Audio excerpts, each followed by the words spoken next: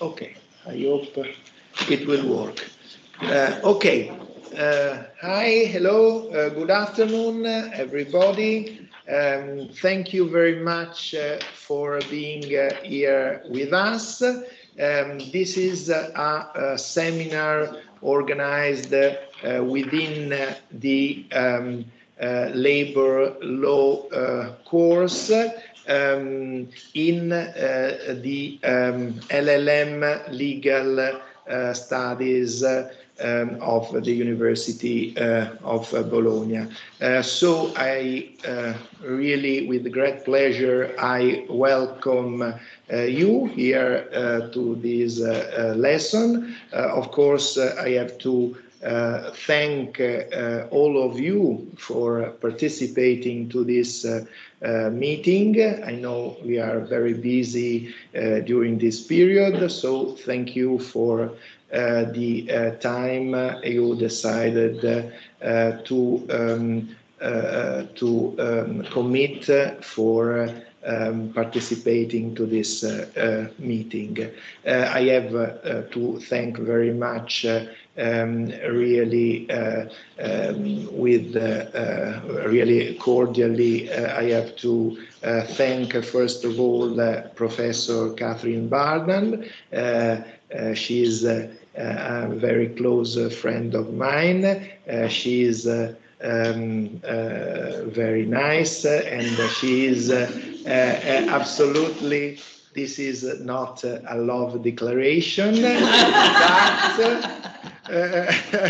I can say that she is marvelous in all sense, and she is also one of the prominent experts of EU law within the European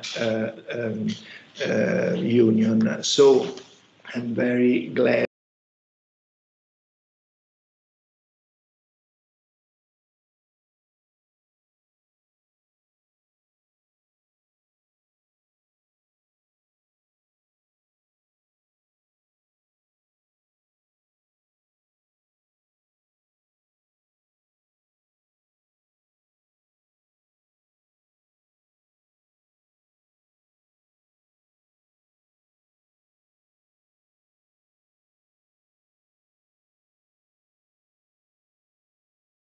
One by one, but I really thank them. Just a couple of things. The first one is that this seminar will be so it is just now it is ongoing the recording. So you will find the video record online on the department pages, and even on the FARI YouTube pages, because this seminar is held within the course, but with the support also of this group of colleagues, which is called FARI for the Italians.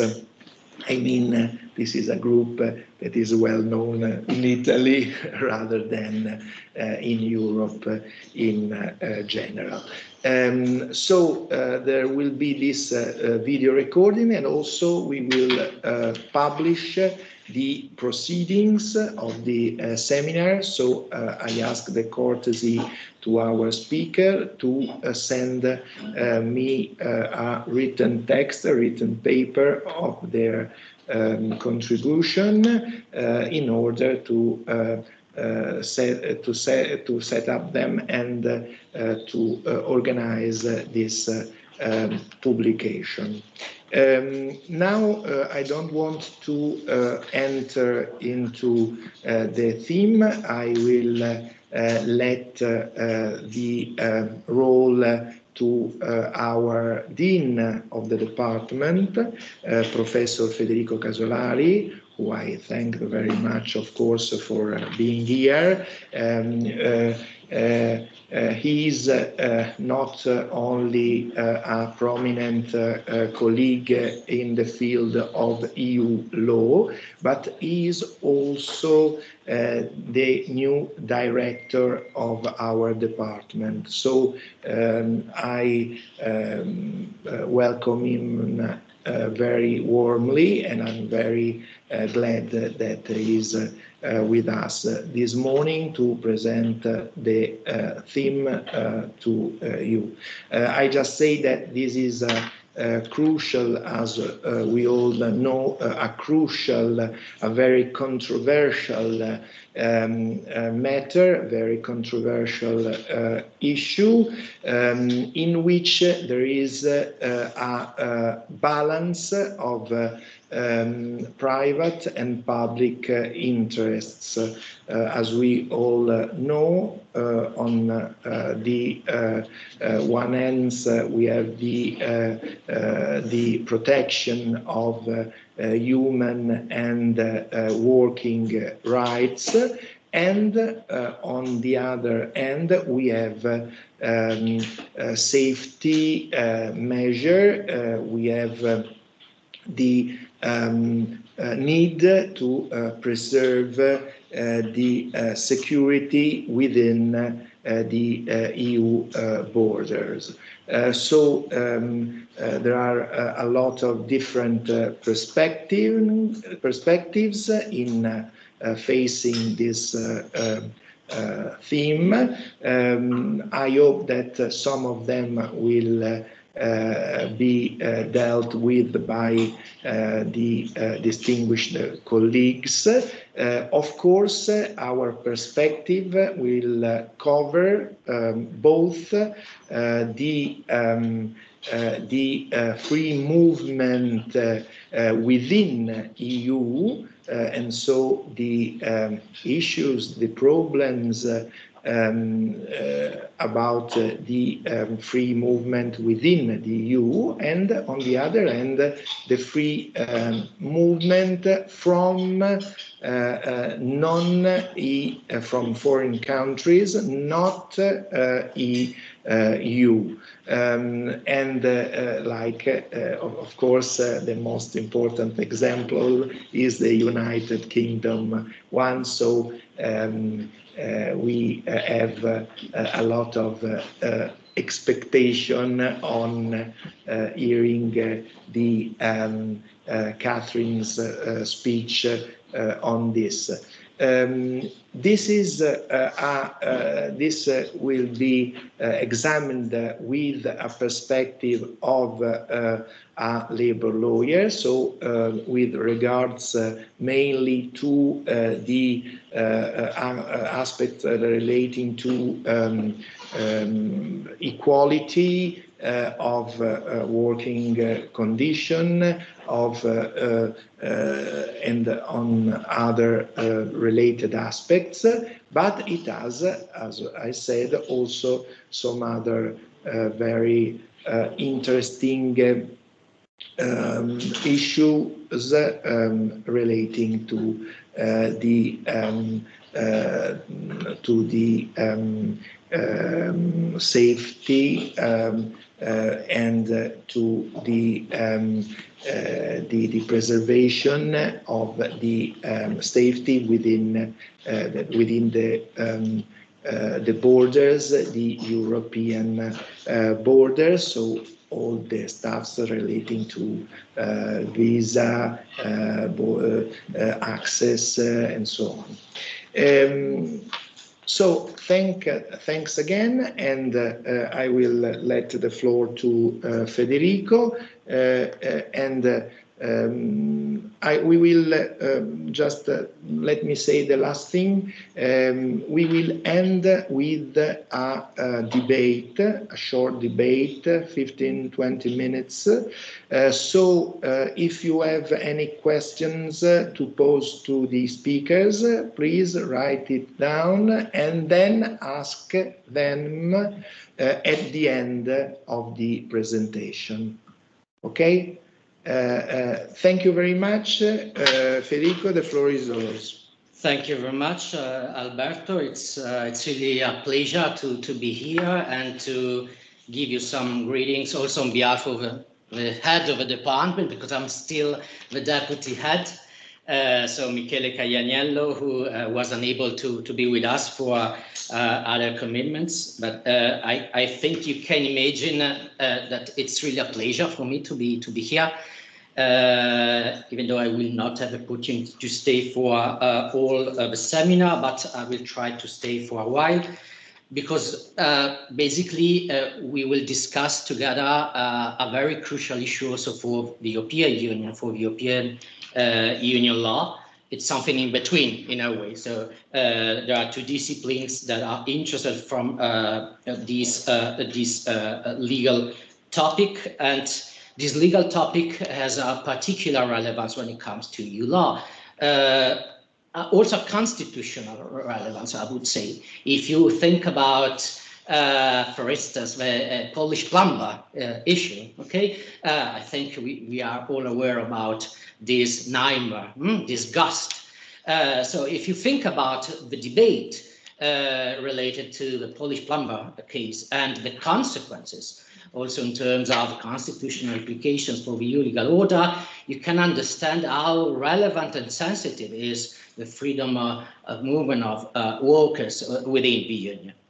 And this was also a topical issue in, let's say, the political debate surrounding Brexit. One of the questions related to Brexit, so the possible migration flows coming from Romania or Bulgaria, thanks to the end of the 7-year period of time that was provided for in the accession treaty, freezing in a way the free movement of workers from these countries. So for sure, this is something related to the constitutional structure of the European Union. It's related, it's one of the pillars of internal market of the Union.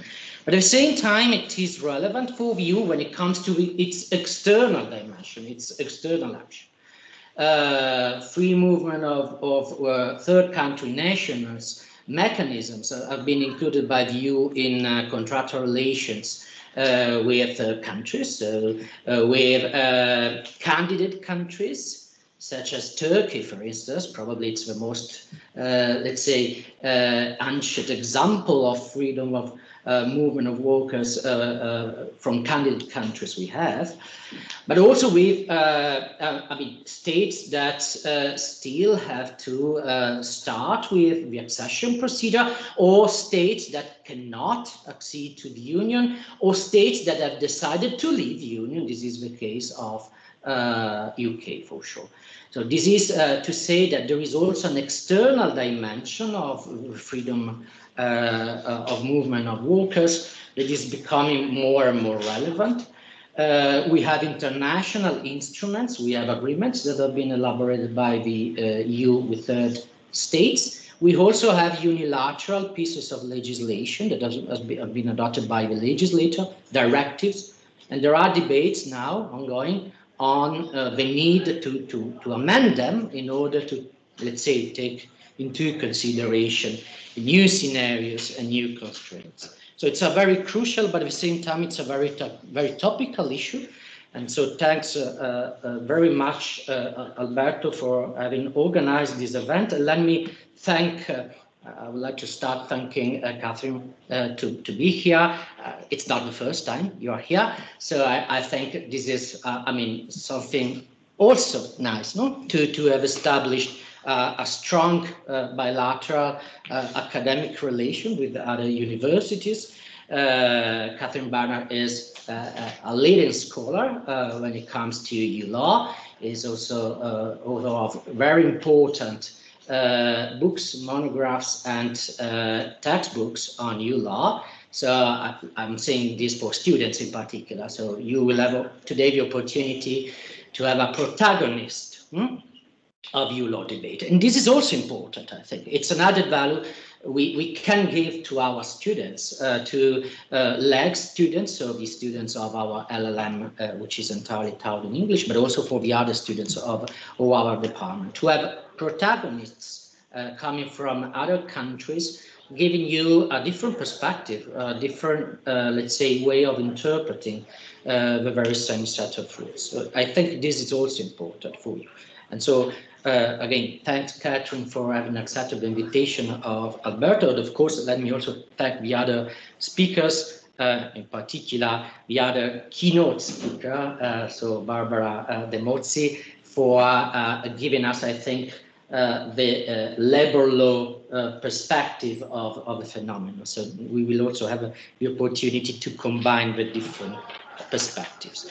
So there are a lot, I mean, there is a large number of reasons why this seminar deserves attention.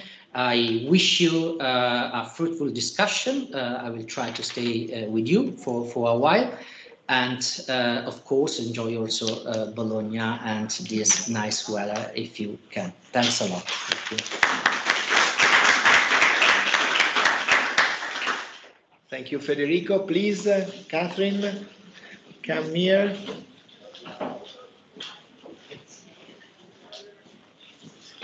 Okay.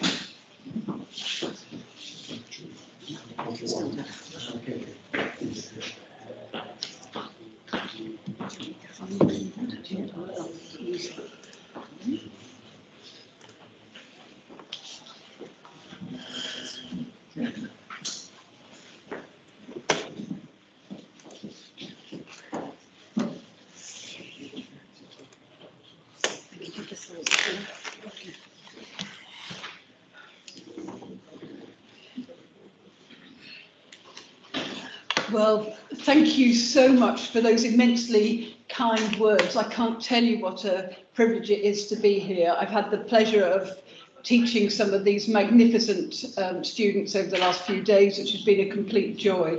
But the biggest joy is, of course, meeting up with old friends and newer friends and continuing to have a relationship. When Brexit occurred, I feared that we would all be cut off and cast into outer darkness. And fortunately, there's some very generous people who are on this side of the channel who have still held out a hand of friendship, for which I'm hugely grateful.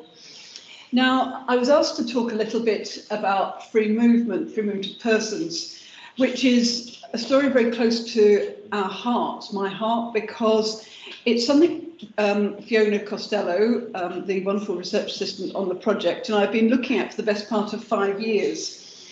And we have been looking at the effect of the arrival of a large number of EU migrant workers from Latvia, Lithuania, Portugal, Poland and Romania into a small town on the east coast of England, a town called Great Yarmouth, which you probably have never heard of.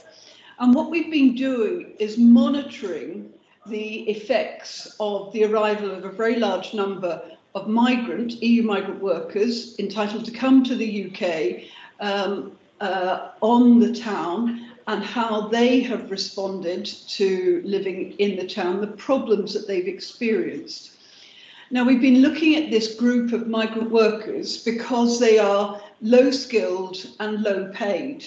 Now, lots of the research that's been done on EU migration has been about high skilled, multilingual people, because of course they're much easier to interview because they speak English or whatever the relevant local language is.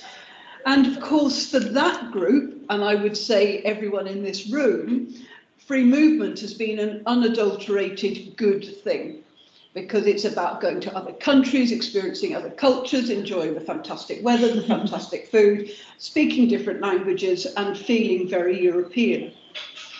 But there are other people, and indeed in the UK, a larger number in fact, who come from these less skilled backgrounds, and they have not been studied. And so what we've been tracking for the last 5 years is a cohort of EU migrant workers.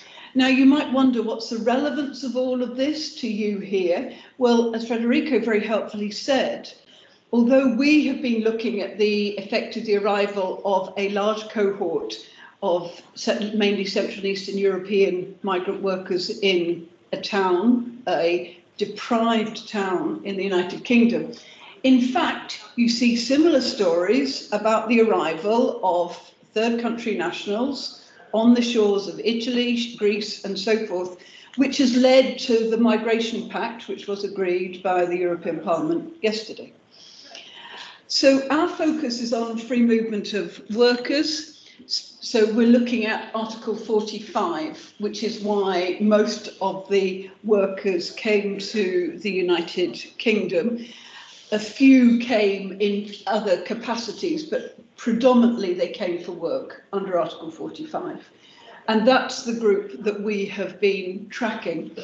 And what I want to discuss with you today is the extent to which Article 45 and Regulation 49211, absolute staples in textbooks like my own, where we dig into the depths of the jurisprudence of the Court of Justice as to what it all means, does it actually translate to what's happening on the ground? All those rights that we could set out in great detail, does it actually help that group of EU migrant workers? So what we've been looking at is essentially two questions. Well, we've been looking at lots of questions, but the questions we want to discuss today is whether it's laid down in Article 45 and Regulation 49211 in fact do help regulate the lives of EU migrant workers in the United Kingdom, specifically in Great Yarmouth. Now, Great Yarmouth,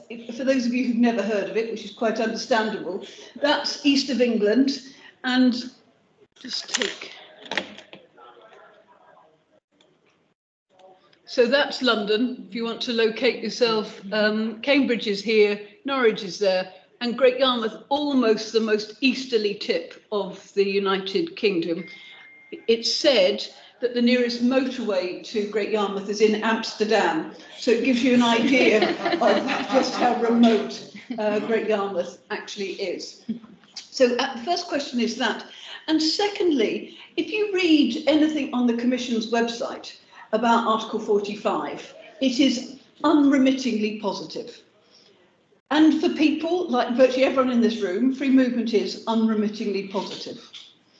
Now, as the story we're going to tell is actually a rather different story, and a story which is marked by a brutal realism that you do not get if you look on the pages of the Commission's website, which is why we've called this piece Law on the Books and Law in Action, that famous distinction which dates back to the 1920s, where you will see a great dichotomy of approach.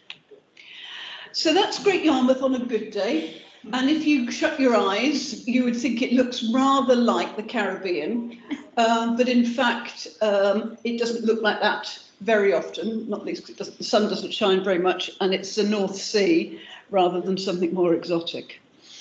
Banksy spent his summer in and around Great Yarmouth a couple of years ago. He did what was called a spraycation and sprayed some fantastic artwork actually on the walls in Great Yarmouth, and not just in Great Yarmouth, but a number of the other seaside resorts.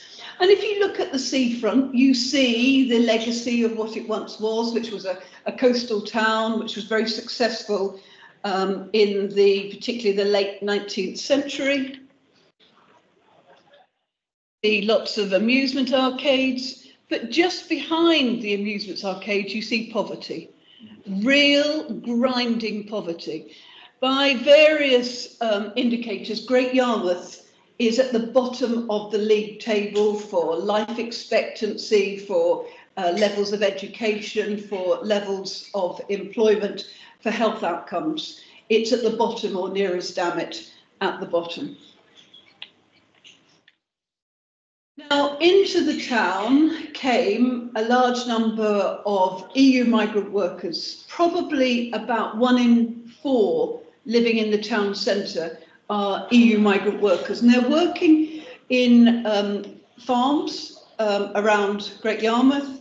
That's an example there. And they're also working in chicken factories. A lot of people work in chicken factories, the best known being Bernard Matthews, which is actually very famous in the UK because there used to be a very famous advert involving Bernard Matthews. So the numbers coming are really high, and they have changed the face of a very remote town. Now, when they arrived, they discovered they had all sorts of problems, and there was a charity which was set up called Gyros. And we've been working with Gyros, and they've very kindly given us access to their database. And their database has given us a chance to see the profile of people coming to Yarmouth and what sort of problems that they've been experiencing. And they have drop-ins in the town centre. These are some pictures from the drop-ins that they have set up. Now, what's striking about Gyros clients, and we think this is probably a pretty good reflection of the migrant workers who are living in Great Yarmouth, is first of all, just how poor their English language skills are. As you can see, 70% of them have limited or very limited English language skills. That's not to say they are necessarily illiterate. They will often speak 4 or 5 languages, but none of them are English. It's the languages of the production line. So they might learn Polish or Latvian or Lithuanian before they learn English, because they are only working with Poles or Latvians or Lithuanians. They also have incredibly poor IT skills. And that's really relevant because post-Brexit, they've had to apply for status to stay in the UK, and that's required using IT. So, to cut a long story short, we have used a sort of mixed methods approach to try and understand what's going on, a mixture of quantitative work looking at well over 6,000 case notes, Gyros case notes. We have done a large number of focus groups over the years, talking to people in the local community to try and understand. We've even done some ethnographic work. Fiona lived in a really very grim house in Great Yarmouth for a few months with EU migrant workers to get a flavour of what it was like. Note, I did not do that. Fiona did the heavy lifting. That's the advantage of having a research assistant. We also have drawn on a range of literature, particularly legal geography, which is essentially understanding the effect of law on one particular place, which is Great Yarmouth, and also some of the literature on access to justice, and that will become relevant later on. So, having told you a bit about what we have been up to for the last 5 years and why, I now want to try and have a look at the effect and whether Regulation 49211, your absolute bog standard piece of legislation on free movement of workers, what happens in reality. So if you think about the migration journey of people coming to the UK, the source of migration was essentially twofold. In the early days, when the migration came from Portugal, so post-Portuguese accession in the late 1980s, early 1990s, Bernard Matthews, that big poultry factory, actually went to Portugal to recruit people. But with the post-2004 enlargement, a lot of people came via agencies, so Latvian agencies recruited people to come and work in the UK. And they came and started work immediately. They landed at Stansted and they were at work in a chicken factory the next day. So Article 45 clearly did its job in getting people freely into the country. No visas, no work permits, nothing was required. The only thing that Regulation 49211 does say is that states can insist on conditions relating to linguistic knowledge. As I've already said to you, people did not have any English at all. Lots of them still have almost no English. So that requirement, while it seems nice, of course, doesn't work in practice, particularly when demand for labour outstrips supply. And demand outstrips supply because British people do not want to work in chicken factories.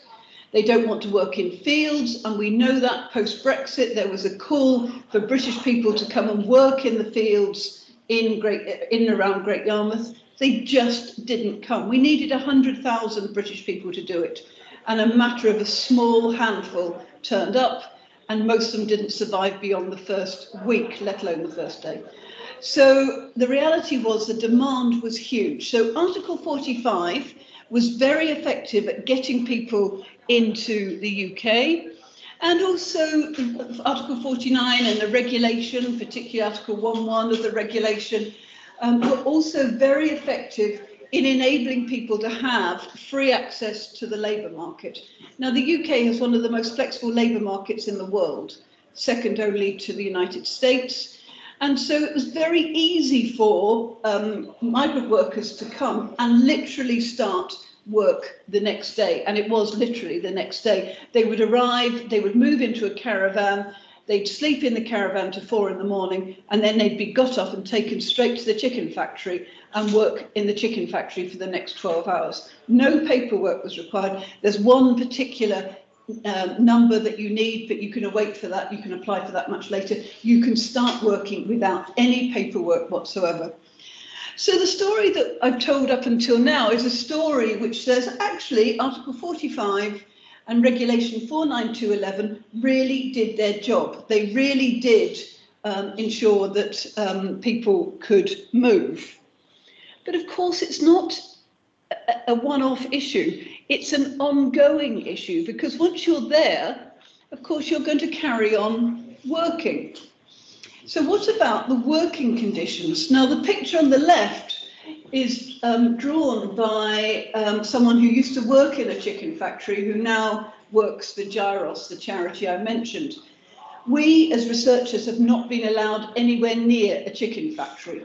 And there is probably a good reason for that, because they really don't want outsiders to look at what's going on inside chicken factories. I must say, I'm torn, because I'd quite like to see what was going on the ground, but I can also imagine it's pretty grim. So we're reliant on the stories in the 6,000 case notes, which tell a pretty consistent, create a pretty consistent pattern picture. And indeed, that's a good example of what's going on in the workplace. Now, Article 7.1 of Regulation 49211 says equal treatment in respect of terms and conditions of employment, in respect of pay, dismissal, and so forth. Formally speaking, the UK complies with that, because all of UK labour law applies to everyone working in the UK. The UK has a territorial system of labour law. So formally speaking, on the books, UK was fully compliant and still is fully compliant, because much of this legislation has been incorporated into the withdrawal agreement. But what's going on the ground? We are told repeatedly just how cold it is and how people's hands suffer. So the focus group that Fiona conducted, everyone put their hands on the table to say how much pain they were suffering in their hands from working in the cold. They complained too about the speed of production lines. The first English word they learnt for many people was faster. They complained about lack of training. They were just told, you sort that out, you do that. No detail was given. You're just, as you can see from that quote, you're just left alone. We were also repeatedly told about denial of toilet breaks. People weren't allowed to go to the toilet. Now, that's partly because they were dressed in PPE, and it takes time to go to the block, take off the PPE, go to the toilet, and then get it all back in. But you can see here one example. If you go to the toilet, you don't need to come back to work. You're sacked. They also travel quite long distances. This is a picture from the centre of Great Yarmouth, where migrant workers are queuing to get onto a bus, and the bus takes them out to the factory or to the farm. They will often travel up to about 90 minutes each way, plus a 12-hour shift. So you can see the effect of all of this. So 12 hours work plus 90 minutes each way, so another 3 hours, 15 hours of a working day or 15 hours away from home. What you see as a result of this is, first of all, people are exhausted. They constantly talk about tiredness. They also say that all they can do when they get home is essentially eat and then sleep. The last thing they want to do is to try and socialise and integrate into the town. And one of the issues that we've seen is a really big, stark divide in the community between the migrants who are living in the central part of Yarmouth, that 1 in 4 of the population, and the local community, and they run entirely parallel lives. Indeed, the street where Fiona was living was seen as a no-go area for anyone who was not an EU migrant worker. Essentially, you're seeing ghettos that are forming, and there are no, there's virtually no integration between the two communities. And just remember, although we and all the Commission's publicity says free movement is a good thing, that's not how the local people in Great Yarmouth perceived it. They saw free movement as something that happened to them. It was not something that they benefited from. Why? Because the people in Great Yarmouth, the local people, are poor and don't travel. A lot of them don't have passports. And therefore, all they saw was that free movement led to their people coming in and their town being completely changed. Their town, they would say, no longer looks like their town. So what we see is non-compliance with labour law. Non-compliance with labour law, whether it's non-compliance with the substantive rules, but also non-compliance with all sorts of paperwork requirements. And you see lots of problems. I won't take you through, but you can just see their non-compliance, people not getting their pay slips, people not, in fact, being paid holiday pay, not getting their salary. So the question then is, well, given that they're required to get all of those things, why does Regulation 492/11 not deliver? It's an example of a client not getting holiday pay as required under the working time regulations. This is an example of someone begging for extra shifts because they're on 0 hours contracts, and 0 hours contracts mean that you're not guaranteed any level of work. And so people are paying their line managers to give them extra shifts in order to make sure they can earn enough to live on. And indeed, when we talked about this to an Irish audience, they said this is what went on in the docks in the 1920s, yet it's still going on in Great Yarmouth. All of this means that if you're not being paid enough, you're having to pay people to be given work. This creates all sorts of other problems because people, EU migrant workers, are poor. And if they haven't been paid, they get into debt and therefore they can't pay their rent, which means that they lose their housing and then they fall back on the state for help, and the state is very reluctant to help. And none of this is discussed in Regulation 492/11. Regulation 492/11 seems so naive when faced with the reality, the day-to-day reality. Now, one thing you might say is, well, hang on a sec, there's nothing wrong with the rules. What's really problematic is enforcement. And that's what I'm going to hand over to Fiona. Thank you very much. So then thinking about enforcement, and what we found from our research is a lack of cases being taken to tribunal. So we can see the law on the books is pretty robust, both in the EU context and in the UK context. But actually the route to a resolution of these employment issues, i.e. an employment tribunal, is not being undertaken by EU nationals in very vast numbers. In fact, it's in very small numbers, equivalent to about 0.071% when we did some analysis based on who were taking cases to tribunals. So why do we think people aren't accessing this route? Around the cost of taking a case to a tribunal, both in terms of going to tribunal, but also in terms of maybe taking time out of work to be able to do so. A lack of knowledge of the system. After you've moved to the UK, you may not be aware that there's an employment tribunal available. Catherine has already discussed the language issues these communities are facing, so accessing an English language-based resolution pathway is obviously going to be difficult, as well as the East of England is a recognised legal advice desert in terms of accessing free legal advice, so that adds an extra hurdle in terms of your access to justice in this context, and also around fear of loss of jobs, fear of the state, and actually the way EU law was implemented in the UK to access your rights, you needed to be in work to be able to prove that you were exercising your treaty rights if you wanted to access housing, welfare benefits, for example. So actually the liberty of being able to lose your work to be able to access your rights in this way may not be available for those who need to work to pay the bills. There's also in the UK context a lack of other agencies who have the power or the authority to be able to intervene on your behalf, coupled with a lack of a trade union presence within these factories where people are working who also might be able to intervene on your behalf. So we can see the law, the EU law and the UK law is there, it's on the books, but in reality, it's not being used for people to be able to access their rights via enforcement. So what do people do? So as Catherine mentioned right at the beginning, we were able to access JAROS's data in the period between 2015 to 2020. It was a database of case notes of people that they had worked with.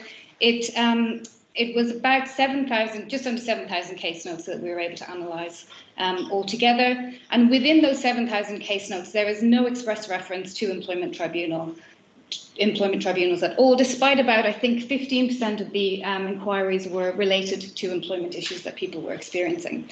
There were 2 references to ACAS, the conciliatory service in the UK. So we can see from this data that people are bringing their problems to JAROS's door, but they are not bringing them to the employment tribunal door. And here we have a JAROS advisor who said, in all my years at JAROS, I've worked here for 10 years, I've only had 3 people who made complaints to tribunals. But loads who have made complaints to me, people don't follow it through. And actually what we can see through the analysis of JAROS case notes is that JAROS take a very pragmatic approach to helping people resolve their problems. And they resolve people's problems on a kind of individualistic basis. So they will get on the phone to the employer, or they will ring up the landlord if it's a housing issue, for example. So it might mean that they're taking people out of the legal resolution pathway because they are helping people on that individual level while missing some of the more systemic issues, i.e. an employer who's perpetrating bad practices. So here we can see an example from one of the case notes, a Lithuanian man who worked in a food processing factory, who came in, he said he didn't even know if he worked in the factory anymore because of his 0-hour contract. He hadn't been called in quite a long time. And he wanted to know if he should therefore have his P45 if they had ended his work, but he didn't know. So JAROS got on the phone, called up the employer, and they said, no, he does still work for us, we just haven't called him in. So he was then they were able to help him negotiate getting some more hours and being able to work. So another client to JAROS, he hadn't been given pay slips, as I remember. So JAROS said, you need to find a new job. So he came in, he was supported to find a new job, write a CV. And the reason for doing that was because he needed to claim welfare benefits because he was he was in low pay, so he needed to top up his pay. So, and he wasn't able to access welfare benefits because his employer wasn't giving him pay slips. And they said the quickest thing you can do is just leave that employment, find some employment, an employer who will give you pay slips, and then come back and we'll make the welfare benefits. So that shows that process of, instead of helping that individual to enforce his rights, i.e. his right to a pay slip, they said the quickest thing you can do, because you need to be in work, is find new work. So here, thinking about this idea of low pay, many of those that we looked at in the JAROS database, they need to top up their low pay with what is called universal credit in the UK, so welfare benefits, in order to top up their low pay. We can see the law says quite clearly that migrant workers will enjoy the same social tax advantages as national workers, but actually in reality, for some of the groups that we were looking at who weren't receiving contracts of employment or pay slips, they weren't able to prove that they had been working, therefore that they would be able to access welfare benefits in the same way. So once again, the law on the books is there and quite clear, but in reality, the practice of what people were experiencing in the workplace meant that they couldn't actually access the rights that they should be able to. Yeah. So to kind of conclude, then we'll go back to the research questions that Catherine set out right at the very beginning. So firstly, to what extent do EU law rights laid down by Article 45 in Regulation 492/11 apply in fact to EU migrant workers? And I think that we can see there is a gap there. Definitely the gap is there. and growing in terms of what's on the books and what people can actually access in reality day to day on these factory floors in chicken factories. And secondly, then, does free movement in fact constitute an enormous enrichment of personal freedoms for low-paid EU migrant workers in Great Yarmouth? And again, we can see that actually the reverse is in fact true, and there's quite a grim picture that's being painted in terms of people's experiences in Great Yarmouth. If you want to add anything? Yes, so this is our forthcoming monograph on this, including, you can see on the book cover here, that's a kind of resemblance of the type of house that was lived in for the purposes of the research, a HMO, house multiple occupation, and it will be available on the 29th of April, 27th of April. Yes, so that's it. Please, Fiona, send to me the reference of the book so I can share with all the students and absolutely. And we can also buy it. Lots of copies. Funds the library. Not just for the library, but for your friends, relations, and your parents. Makes a very depressing Christmas present. Thank you very much, everybody. Thank you.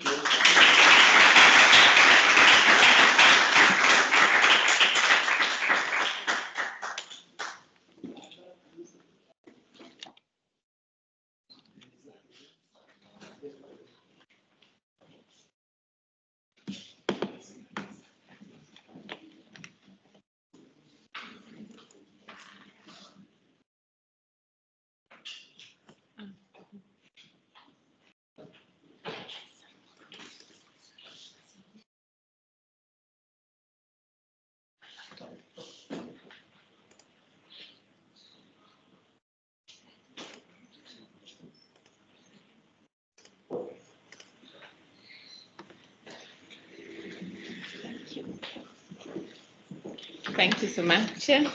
Thank you to Alberto for inviting me. I will deal with the EU policies on labor migration.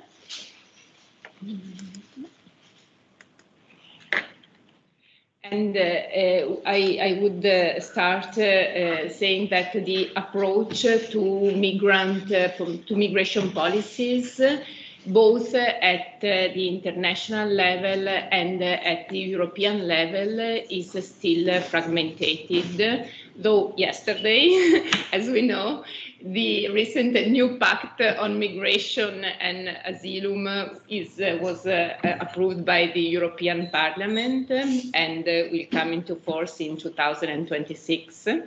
And both, we see also a fragmentation of the EU policies, of course, on labor migration. And we can say that migration and irregular migration as well is a phenomenon which deals with a plurality of issues. It deals with the protection of human rights, of course. It deals with the protection with labor law standards, but it deals also with the fight against transnational crime, and it deals also, of course, with the regulation of the entry flow. And of course, at the international level, the ILO plays a significant role with its two conventions, especially 143 Convention and 97 Convention. And both these conventions provide measures both for regular and irregular migrant workers, but also measures that are aimed at managing migration flows. And some of the measures of these two conventions have been very important. For instance, in Italy, I think to Article 9 about equality of treatment, for instance. But yes, ILO is a significant player at the international level, but it is not the only significant player in this field. Of course, we know, for instance, the UN Convention 1990, the one of 1990, This should be particularly significant regarding the rights of irregular workers, but we know that a lot of the countries that are receiving states for migration did not ratify this. And so if we think about the ILO rule, we can say that the aspiration of the ILO to assume a major role, not only in setting labor standards, but even in governing migration flows, to some extent has been a little bit frustrated, because ILO now is just one of the specialized UN agency, but a major role has been assumed by another agency, the International Organization for Migration. And we can say that at international level, there are competing pillars for the governing of migration, even labor migration. And the first is the intergovernmental pillar, and the core of this pillar is the Global Forum on Migration and Development, and last took place in January 2024, and it always results in a declaration. For instance, in 2007, it was stressed the importance of social dialogue in this field, while, and it's significant, in 2024, it was really stressed the impact of climate change on the migration flows. The second pillar is the so-called interagency pillar, and in this field, it is seminal, the role of the International Organization of Migration, that we know supported the creation of the Global Compact for Migration, this intergovernmental, not binding agreement on international migration that is still really important. So we can say that the competencies of these different UN agencies, sometimes overlap and sometimes compete with each other. And maybe this comes from the artificial division that was made in 1947, when it was decided that the ILO would be responsible for rights and condition of immigrants as workers, and the UN would be responsible for rights and condition for immigrants as foreigners. But are these really two different things? I don't think so. So at the European level, there has been a huge evolution, of course, in on this area. We know originally their immigration policies were on the member states. The EU was a land of emigration, not a land of immigration. Then the first step was for the supranational approach was through the intergovernmental approach, so with the Schengen, of course, agreements. And then there were some important amendments to the treaty with Maastricht, Amsterdam, and Lisbon. Now there are three main areas of competencies for the European Union: the visas and border checks, the immigration, and the asylum. So three different areas, main areas. And from this basis, a huge package of measures and of directives and of regulations has been approved. And in reading all these materials, we, of course, distinguish between economic migration policies, policies on asylum or protection seekers, and then visa policies, so border crossing and visa, and immigration, long-term immigration.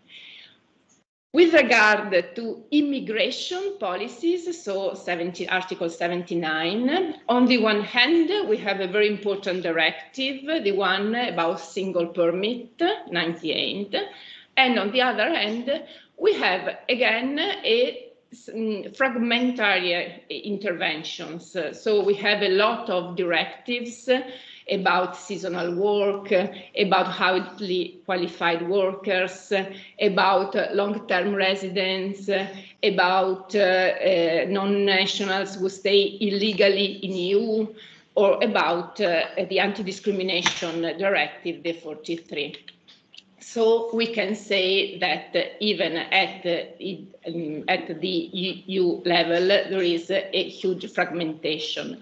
But I think that we can't say that the European policies on labor migration have had a little relevance. No, I think that they have a strong impact somehow at national level.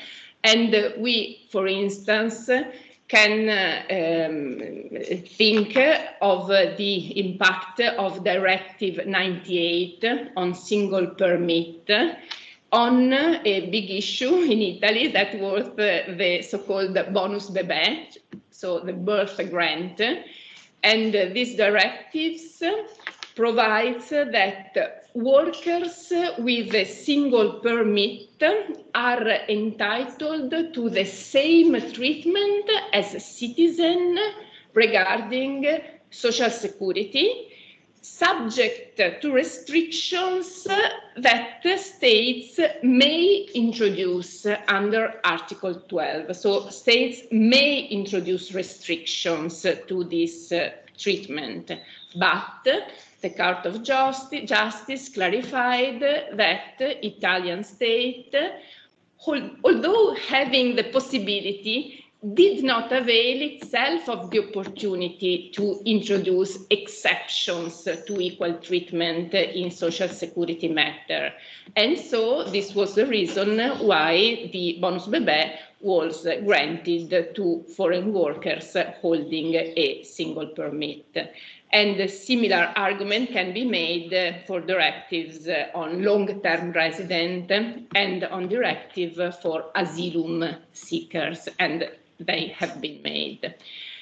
There is another area that could be in which the impact of European law could be significant, in my opinion, and is the one about seasonal work.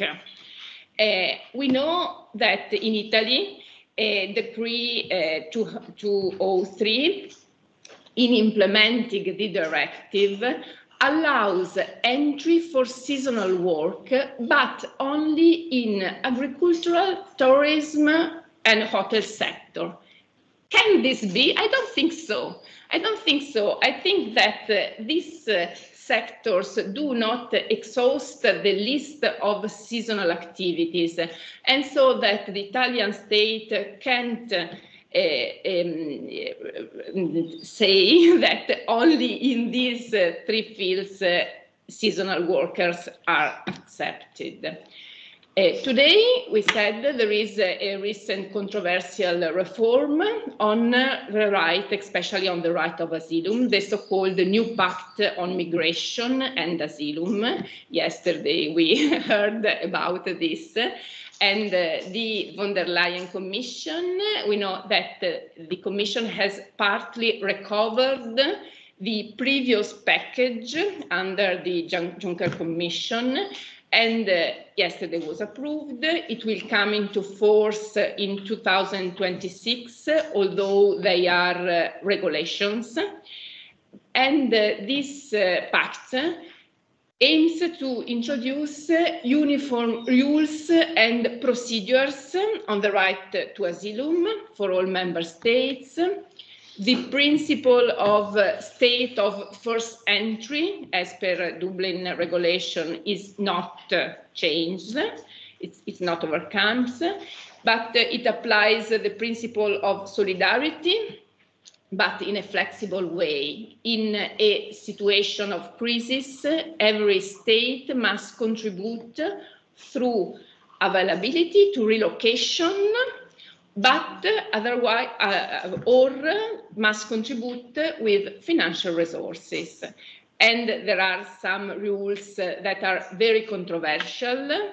For instance, the rule that says that asylum seekers from countries whose nationals' application are generally rejected, these people are to be fast-tracked in detention centers close to EU borders. So a lot of controversial is going on about these rules. Anyway, some of the provisions set in this new pact have a labor implication, of course. For instance, it is provided that the asylum seeker may have access to labor market no later than 6 months after their application has been submitted. Actually, Directive 33 sets 9 months, but we know that in Italy, our internal law sets 2 months. But I think that maybe an opportunity has been lost. I wonder, could the new pact could have been allowed for a refugee worker, once the asylum has been recognized, to work not only in the first state, but in each member state, without making the access to the European labor market conditional on 5 years regular residence. So I wonder, could be a way this of giving refugees immediate access to all the European labor market, and in this way we could favor a redistribution on a voluntary basis of asylum holders in different member states. Anyway, apart from this and beyond the pact, the EU, in its recent legislative interventions, has moved along some strategic directions. One of the strategic direction is the attraction of talent. It is seminal for Europe attract foreign talent, high qualified workers. Again, strengthening the role of trade unions and social dialogue. Integration of workers is another strategic line, and promotion of anti-discrimination, and of course, fight against irregular work. About attraction of talents, we can say that recent Directive 1883 was approved and in Italy was implemented. The goal is to attract highly qualified workers, modifying the scope of application of the precedent directive, and extending the possibility of recognizing blue cards to specialized technical personnel, not necessarily graduates. I think it's important what the European Commission is doing in this field, because the European Commission has set a package of measures named Skills and Talent Package, and have been introduced measures that are aimed to facilitate the recognition of the skill and qualification of third country nationals. This is important, and even to promote pathways for migrants, again, based on validation of their skill. And in this field, trade unions play an important role. Another important issue is the one of integration of migrants. Recent European interventions assign increasing importance to social dialogue in migration policies, and especially with regard of integration processes of migrants. And in 2020, European Commission adopted the so-called New Action Plan on Integration for 2021-2027, and in Italy we have an important national plan. So my consideration is that despite the recent new pact on migration and asylum, the road to a comprehensive approach to migration in Europe is still long and is still challenging. And I think that it will be crucial the role that each actor will play, not only European institutions, but social partners, and even national institutions, and even local institutions. And so the road is still huge.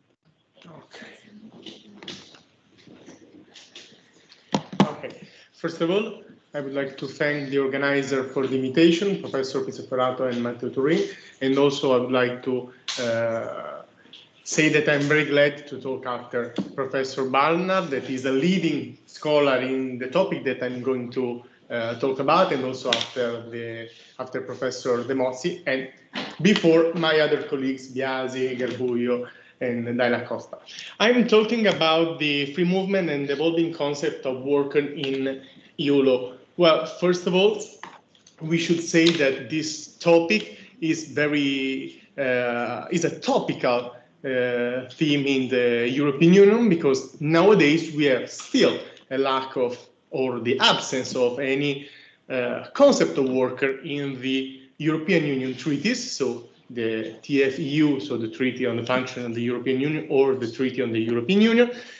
And we have also a lack or an absence of any reference to a notion of worker in the secondary law. Well, there are many references to the term worker without any explanation. We can mention, for example, Article 45 that was briefly anticipated by Professor Barnard and Costello, but also in Article 157 of the TFU about equal pay, where there is a reference to the term worker without any explanation.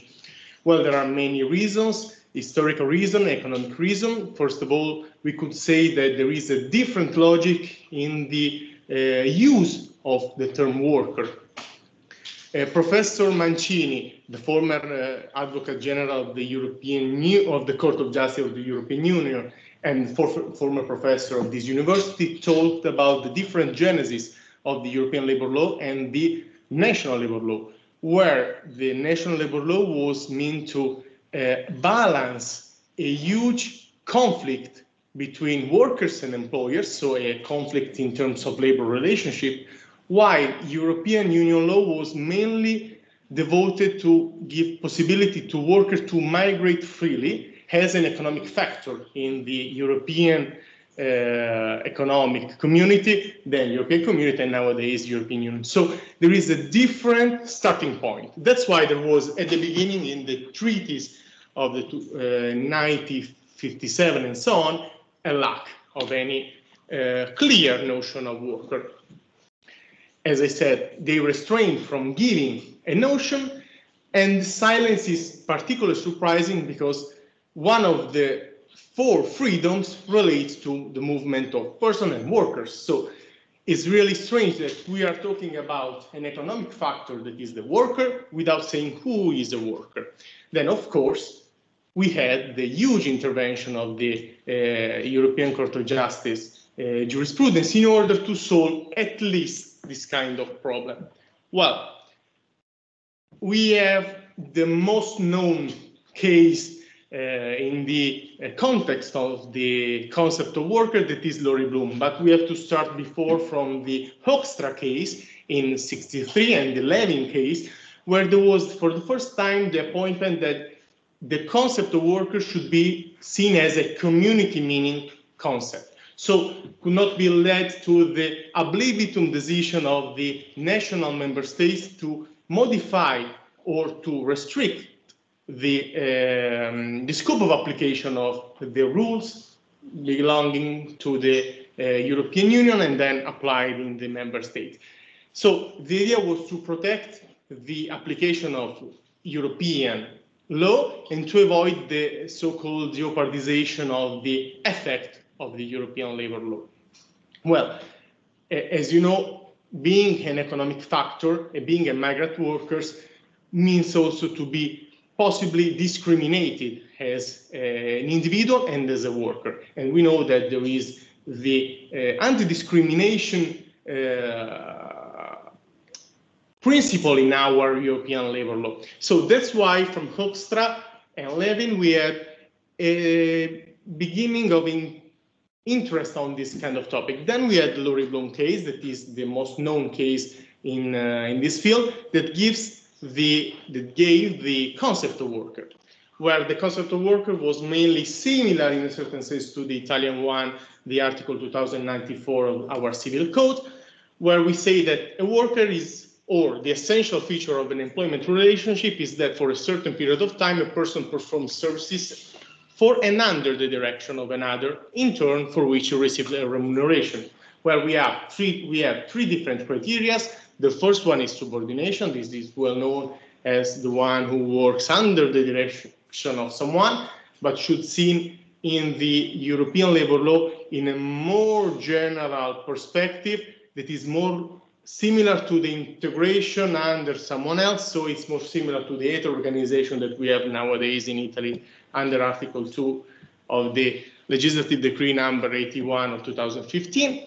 Then we have other two more important, in my opinion, for what concerns European labor law, criteria that are effective and genuine activities. This means that the activity that is performed by the one who is considered as a worker is not ancillary nor marginal. So there is an economic relevance that is linked to this kind of employment relationship.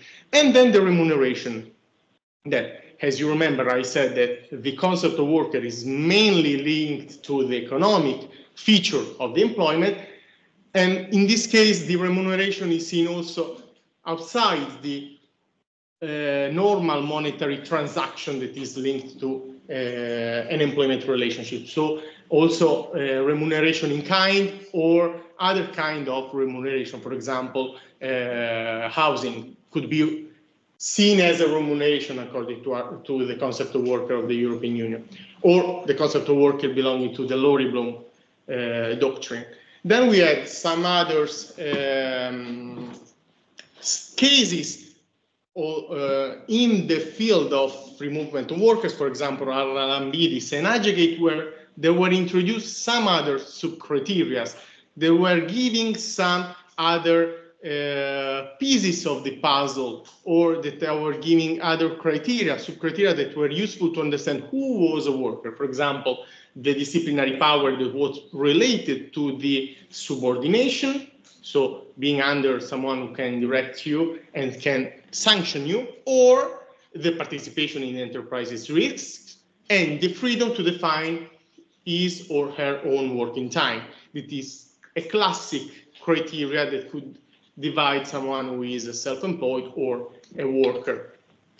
Well, basically the Laurie Bloom concept or the Laurie Bloom doctrine should be confined to the scope of Article 45 of the TFU, so the freedom of movement of workers.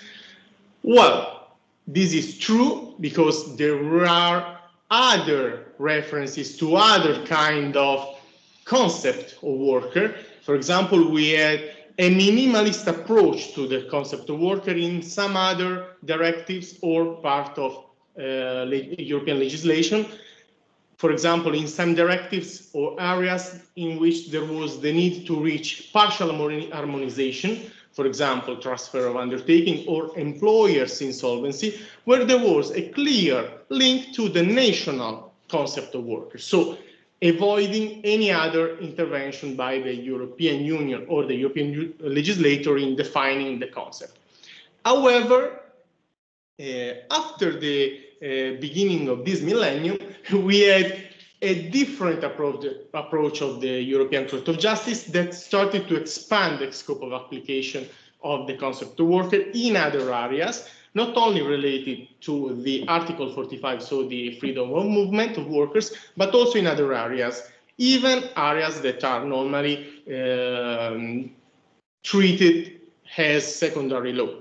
For example, we had the intervention in the Debra Alumbai case, that was mainly in the field of equal pay between men and women, that is linked to the application of Article 157 of the Treaty on the Functioning of the European Union, where there was the first transposition from the freedom of movement area to another area, so the equal pay between men and women, of the Laurie Bloom concept. So there was a transposition of this concept in another area. Then we had the case of the working time with the two important cases, Union Sindicale and Phenol, where there was another transposition from the freedom of movement to the working time and the working time directive. And then one of the most important turning points, in my opinion, with the pregnant workers cases. Well, the first one, Kiski, is more limited, but the second one, Danosa, is very important because in Danosa there was, for the first time, the transposition of Laurie Bloom concept, not only from the freedom of movement of workers, but also from the equal pay. So there was an explanation or an expansion, of this concept that was not only confined to the freedom of movement, but was also stemming from another area, that is equal pay. So giving, we could say, and I will say later, an autonomous meaning to this kind of concept, because it was expanding its scope of application outside the free movement of workers. Then we have the collective redundancies case, Balkaya case, that is very interesting because Balkaya case was about the directive on collective redundancies that normally was seen as a directive related to the partial harmonization. In fact, in Balkaya and in the directive for collective redundancies, there was the use of the concept that we've seen in Dalmon's inventor, that was before, covering any person who in the member state is protected as an employee. So there was no possibility in that time for the European Commission to stress another concept. So in the collective redundancy directive, there was the reference to the national concept. And in Balkaya, instead, this situation was changed because we could see that there is the expansion of the concept stemming from Laurie Bloom and equal pay and Alumbai into a directive that is normally related to the partial harmonization. And then we have an antitrust law case that is FNV-Kunstein, that is normally related to fictitious self-employed or false self-employed, where the court had the opportunity to systematize this puzzle, where there were many pieces in other cases. I decided only to share with you the more important one, but there were many other cases, trying to give a systematic overview of the concept of worker. Well, that's why, in my opinion, seeing all the topics and areas in which we apply the Laurie Bloom concept, we could say that there is the possibility to see the Laurie Bloom concept of worker as an autonomous concept of workers. Also because in Danosa, for the first time, and then in FNV Kunsten, there was the abandonment of the Martinez-Sala doctrine. Martinez-Sala was a case after the Laurie Bloom case, in which there was the statement from the European Court of Justice that there is no single definition of worker in EU law, because in every area of EU law there is a concept of worker that could be the one for the freedom of movement deriving from Laurie Bloom, or the one related to the application of the concept of the national concept of worker. But we could see here that in other areas there is no more this doctrine, because we can say that instead in some areas there is a single definition of worker that is expanding its scope of application. In fact, for me, there is the recognition of an autonomous concept of worker in the EU law outside free movement of workers and equal pay. And this is one of the last things that I'm going to say. There was a tentative of extension of this kind of autonomous meaning of this concept from the European Commission. I'm saying that is a tentative because the concept of worker developed in Laurie Bloom was almost crystallized in some legislative act directives from the European Commission. They tried to impose the concept of workers developed in Laurie Bloom in the directives. Then, for example, for the case of the transparent and predictable working condition, there was a huge critique made by an opposition, made by Germany and the Czech Republic in order to avoid this introduction, because introducing it in a directive has a huge meaning in European labor law. So at the end, for the transparent and predictable working condition, they decided to use an hybrid compromise or an hybrid definition. This directive applies to all workers who have an employment contract or an employment relationship as defined by law, so by national law, collective agreements or practice in force in each member state, with consideration to the case law of the Court of Justice. Well, this was used for the first time in the directive number 2019-1152 on transparent and predictable working condition, and then used again in the work-life balance directive, equal pay and pay transparency directive, the last adequate minimum wages directive in European Union, and then also recalled in the provisional agreement on platform work directive that was stipulated on the 8th March of 2024. So you can see that there is the tentative from the European Commission to crystallize the use of the Laurie Bloom concept. Last question that I'm giving to you.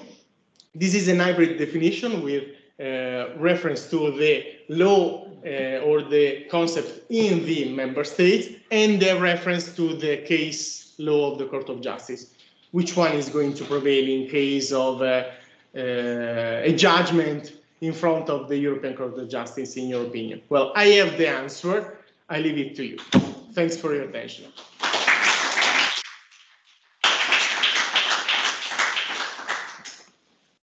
And sorry for being too quick, but you give me 15 minutes. Okay. Perfect. You are perfectly on time. Congratulations for this.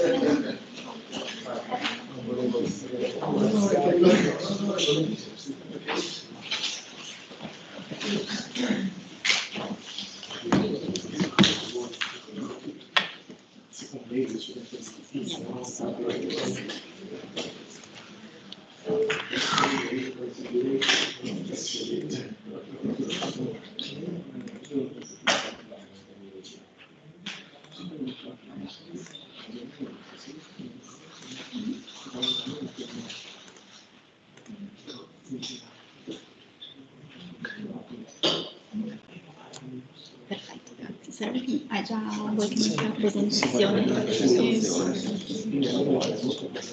Okay. Thank you. So,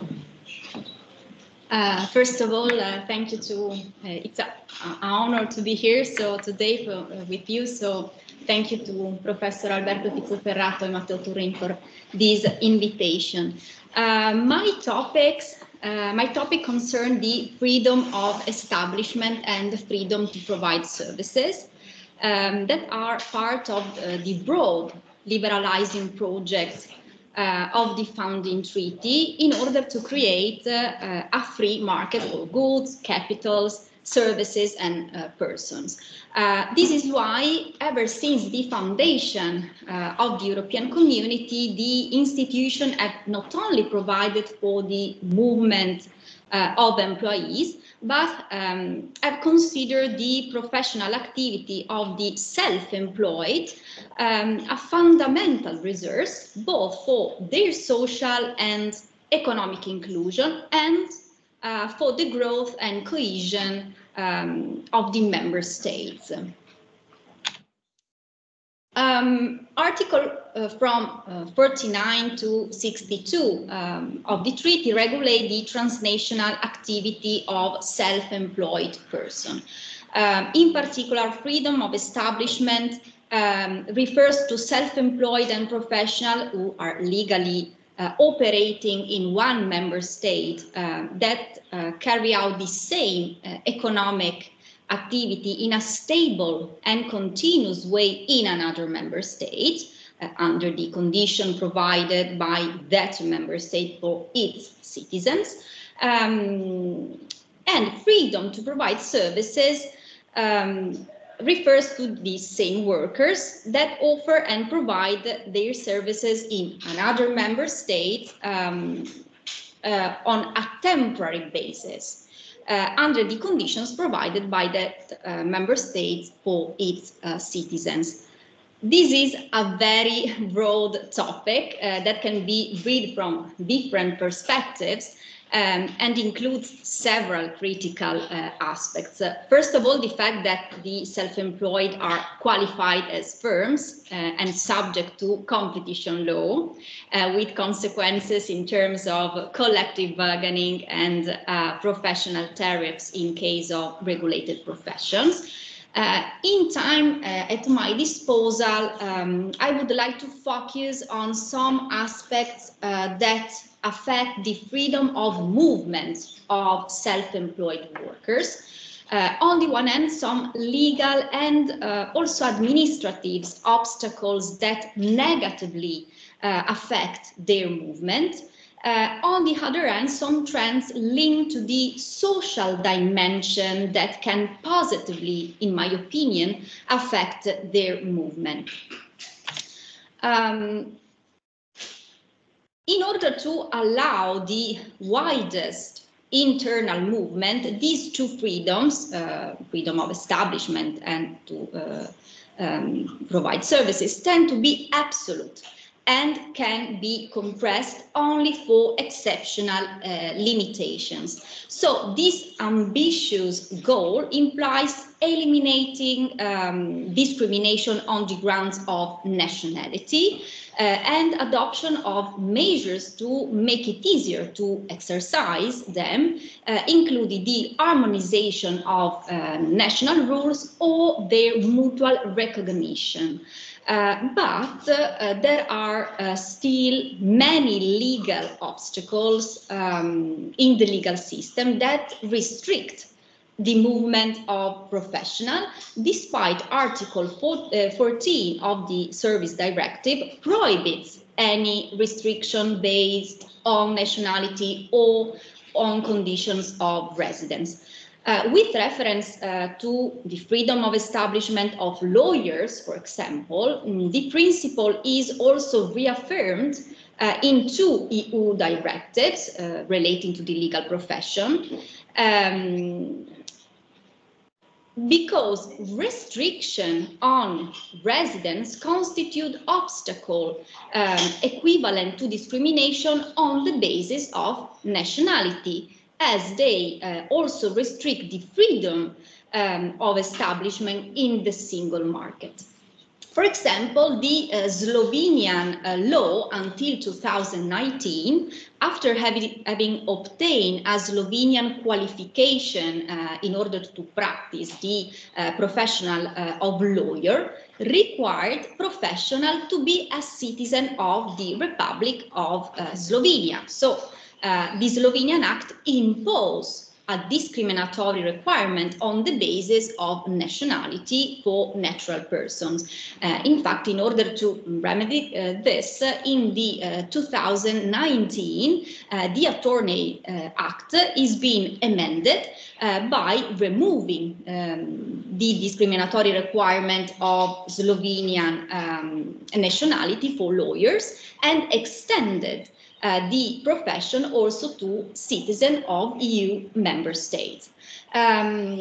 Greek national law imposed to law firms to have at least 2 lawyers in order to establish the law firm and to obtain the authorization to exercise their activity. In addition, partners in the law firm cannot participating in another law firm in Greece or in another member state, in another country, or practicing law individually.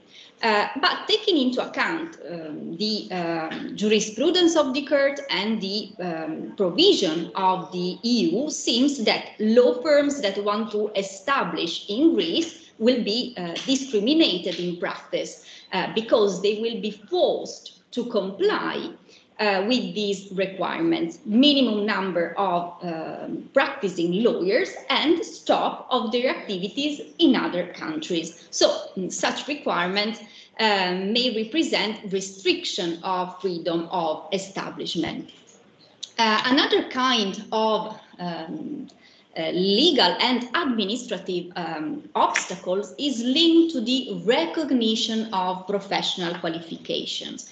Although mutual recognition should apply, there is an inconsistent recognition of professional qualification across EU member states. There are considerable differences among professions, so the recognition process can be easier for a certain profession than for another.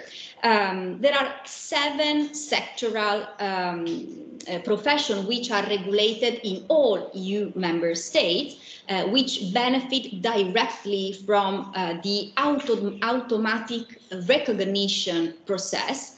So no compensatory measures are required.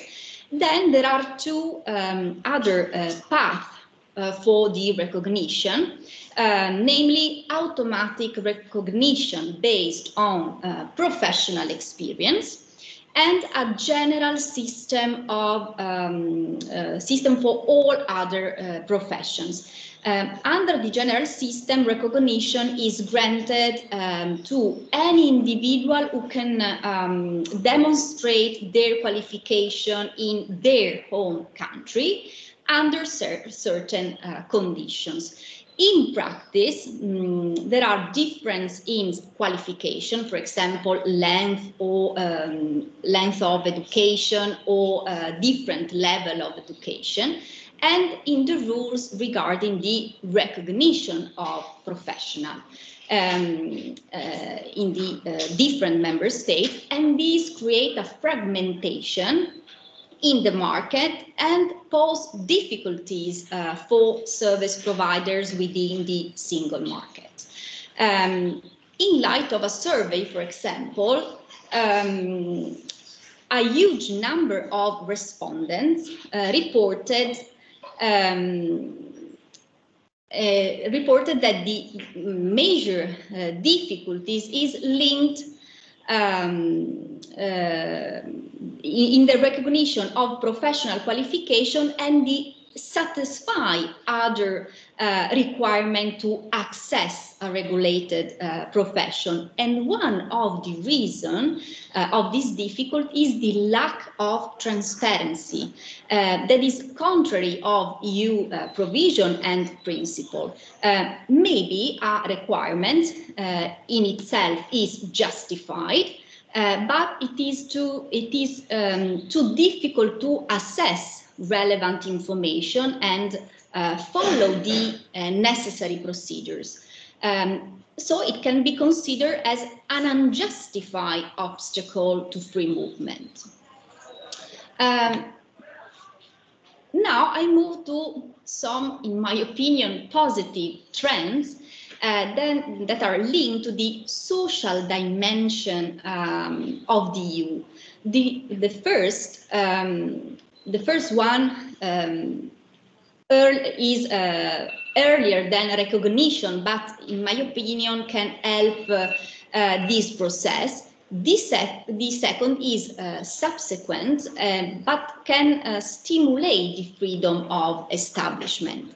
The first one is connected to the efforts of EU institutions to create an inclusive European educational area.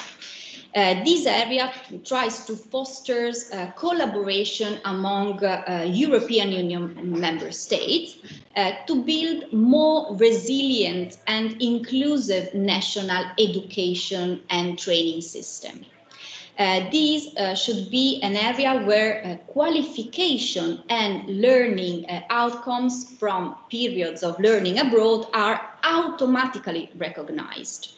And this in time could contribute to make easier the process of recognition of titles and qualification and professional qualification, and maybe to increase the number of the profession in the area of automatic recognition, so in addition to the 7 now present.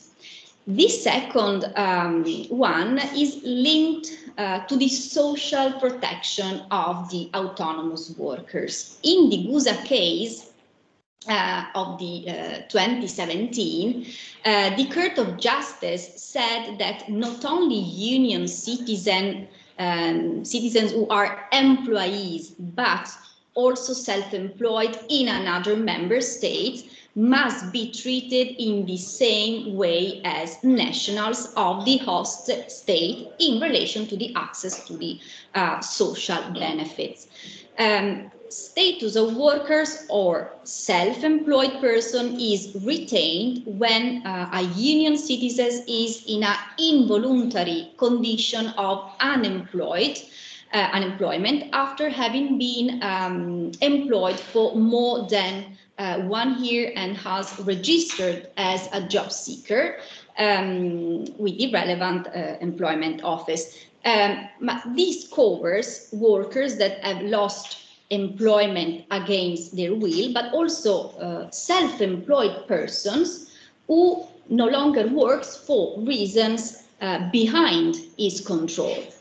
The directive aims to the 2004-33 directive aims to safeguard by the retention of the status of worker the right of residence of persons who have stopped their occupational activity because of an absence of work. An interpretation that introduces a difference in the treatment between employees and autonomous workers, self-employed workers, is not justified. Also because, as underlined by the Court of Justice, self-employed person has contributed to the social system of that member state with tax and paying taxes, rates and other charges on his income. And this interpretation of the court does not contribute to an easily recognition of qualification or titles, but can be an incentive, in my opinion, to move and start a professional and stable activity in another member state, because give the guarantee to professional to retain the right to stay in that member state, also maybe in a critical moment of his professional path. So to conclude, research surveys demonstrate that is not so simple, so easy for a professional to move in another member state to perform their activity. There are many legal and administrative obstacles, and often, despite digitalization, digital tools, the lack of transparency of the information represent a deterrent for the workers, for self-employed workers. But it seems that the social dimension of EU could give some answers to stimulate the free movement of self-employed. From the one end, the educational area could harmonize the educational path and the qualification among the member states. From the other hand, the social security extension can offer a protection to the autonomous that have benefited from the freedom of establishment. So professional path could be very fragmented, and this kind of social protection could represent an additional value for the movement of professional and autonomous within Europe. Thank you.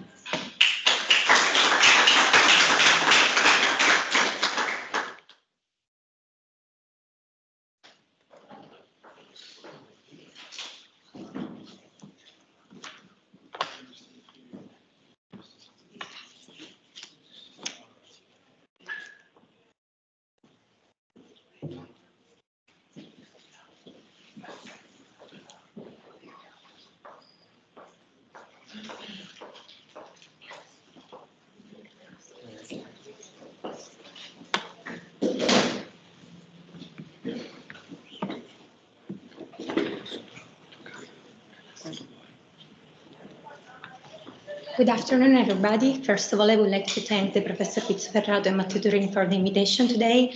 I'm going to talk about posting of workers in the EU. That's an issue that has traditionally been marked by a strong conflict and strong tension between economic freedom and social rights. Indeed, in this issue, there are still some tension, there are still the reflection of some contradiction of a single market that has been created despite all the social and economic differences and inequalities between its member states. These tensions are, for example, clearly shown by the Laval Quartet, in which the Court of Justice ended up sacrificing the right to strike precisely because of the economic freedoms of the companies targeted by collective action. Nevertheless, the recent evolution of the European legal framework has marked important developments in this area, which are increasingly aiming to recognizing the social purpose of worker protection as essential to the market's freedoms. Starting from the definition of posting of worker is the temporary presence of a worker in a country other than the country of employment. Posting of workers therefore requires an element of transnationality. Facing with this element of transnationality, European Union decided to provide a legal framework that's oriented to the logic of the international private law. This means that the legal framework, the European legal framework on posting of workers is not aiming to harmonizing, to get an harmonization on the rules on social protection of workers, on labor rights, but rather than these objectives, the legal framework of the European Union is aiming to specify which rule can be applied to posted workers working in a country other than the one of the employment. Taking into consideration the freedom of movement and the economic freedom of the enterprises, and also taking into consideration the particular kind of mobility of workers involved. Indeed, in this case, we are not dealing with workers that are moving in order to seek for a job, in order to look for a job, but we are dealing with an internal kind of mobility. The difference is important because the difference is relevant to the same discipline that can be applied to these workers. These workers are not protected under Article 45 of the Treaty on the Functioning of the European Union as the ones that are looking for a job, but they are falling into the scope of application of the Article 65 of the treaty, and indeed on the scope of application of all the rules on freedom of provide services. This means that they are not protected by the principle of equality, but they are rather protected by the principle of the country of origin. Although the country of origin principle and is mitigated in this topic by the individuation of a core of labor standards that have to be applied, it's clear that the application of the country of origin principle generates problem of social dumping, since the enterprises that are moving from a country where there are less favorable labor standards might maintain a competitive advantage when they move in country where there are their social standards, are their labor standards. Facing with the inadequacy of the discipline provided by the European Union finally in 2018 made a significant step forward in the protection of workers with a new directive of 2018.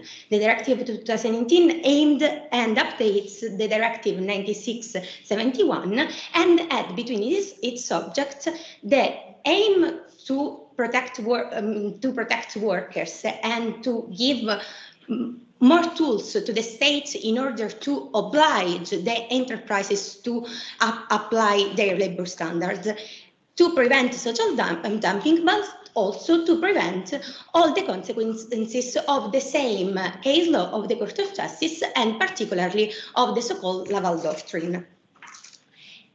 In response of the position taken by the Court of Justice in the so-called Laval case, in fact, the new directive of 2018 introduced a principle at the Article 1A of the directive, where there is stated the so-called safeguard clause, where there is stated that the directive shall not interfere with the enjoyment of the rights, of the fundamental rights provided by the states, and between the others is listed the right to strike.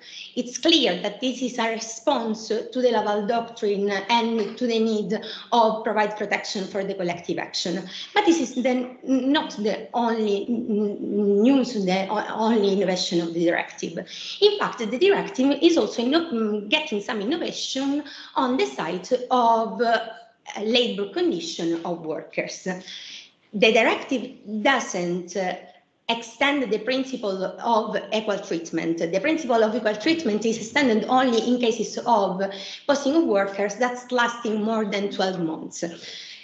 But it still stand on the principle of the individuation of an hardcore labor standards that have to be applied. The directive is extending this list, but this is not the main novelty, the most important novelty of the directive. The principle, the most important novelty of the directive is instead the individuation of a principle, the statement of a principle of equal pay in case of equal work provided by national and transnational workers. Indeed, the directive of 2018 is abandoning, is not referring anymore to the concept of minimum rates of pay, but referring to the concept of remuneration. The difference is important, and just the statement of this principle seems to be a significant step forward in order to fight the phenomenon of social dumping and specifically of competition based on the different wages in all the countries. It's also true that this statement, this principle has some issues of application. There are many issues of application, also of the directive in general. Indeed, the equal treatment is still applied also to enterprises. It means that enterprises, that foreigners enterprises cannot be obliged to conditions that are more severe, more hard to respect than the national enterprises. This means also that they cannot oblige to apply collective agreements if the national enterprises are not obliged. In our legal framework, in the Italian legal framework, this has important consequences because it means that our collective agreement cannot, the enterprises cannot be obliged to apply our collective agreement, and also the provision of equal payment for equal jobs might be more an appearance than real, because the foreigners enterprise might be obliged only to respect the collective agreement as a standard of reference to Article 36 of the Italian Constitution. It was precisely the equal pay clause also that was at the center of all the opposition of the exporting countries to the directive. In fact, the directive of 2018 has been marked by strong tension between countries of exporting and the old and the new Europe, let's say the old and new Europe and the new Europe, and this. All these objections are being brought into court by Poland and Hungary in a case that gets to the European Court of Justice in 2020. The two states alleged a violation of the freedom to provide services guaranteed by Article 56 of the directive on the basis of numerous arguments. These arguments included the alleged distortion of competition and the alleged breach of both the principle of equal treatment and the principle of proportionality. The Court of Justice rejected all these allegations and recognizes instead that the European legislator has wide discretionality regulating the internal market, also in line with social objective. To this end, the Court of Justice emphasizes the Article 9 of the Treaty of the Treaty on Fundamental, of the TFEU, and the so-called horizontal clause. Until this moment, the horizontal clause introduced in the Lisbon Treaty was being questioned its scope of application. But finally, in this judgment, the Court of Justice interprets the social clause and stated that the European Union may introduce harmonization rules between the member states in order to oblige companies to compete on the basis of productivity and efficiency rather than on the basis of different wage and working conditions in the various member states. The difference, the passage is huge, because finally the Article 9 has been used in order to interpret a rule, the Article 56, that until now basically justified the possibility to compete on the basis of different social standards, and has been finally used, the Article 9, in order to overcome this interpretation of the Court of Justice. It's also true that this ruling of the Court of Justice is full of contradiction. We may think, for example, on the statement of the Court of Justice on the right to strike. Basically, the Court of Justice ended up not recognizing a large scope of application to the clause of the Article 1A on the right to strike. So it's still full of contradiction. However, the ruling is really important and seems to mark a changement in the perception of the Court of Justice, especially if we compare the doctrine, this ruling, to the Laval Quartet and to the Laval Doctrine. The ruling also underline the importance of the directive on 2018 in the European legal framework, and the importance that it has in order to change paradigm in the European legal framework. Indeed, the directive played a central role in the process of advancing the European social spirit, despite its compromising characteristic. The directive indeed has the merit of announcing the renewal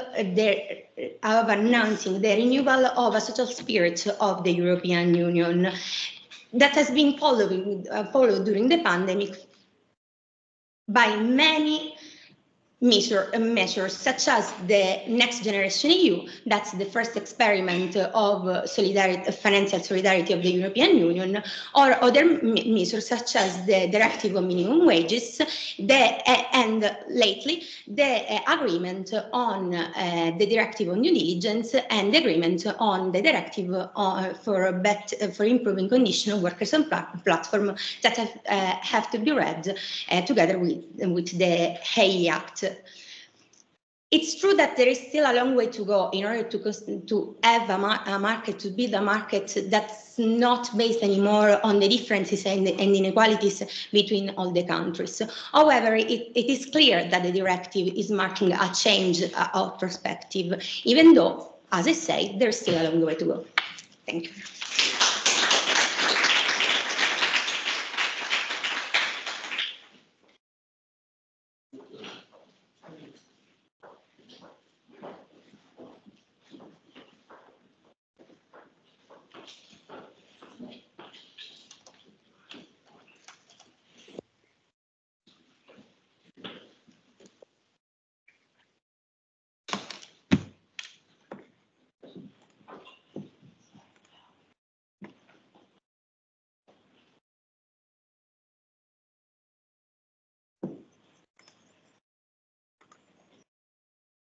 Thank you. In the meanwhile, I can introduce myself. So, good evening to everyone.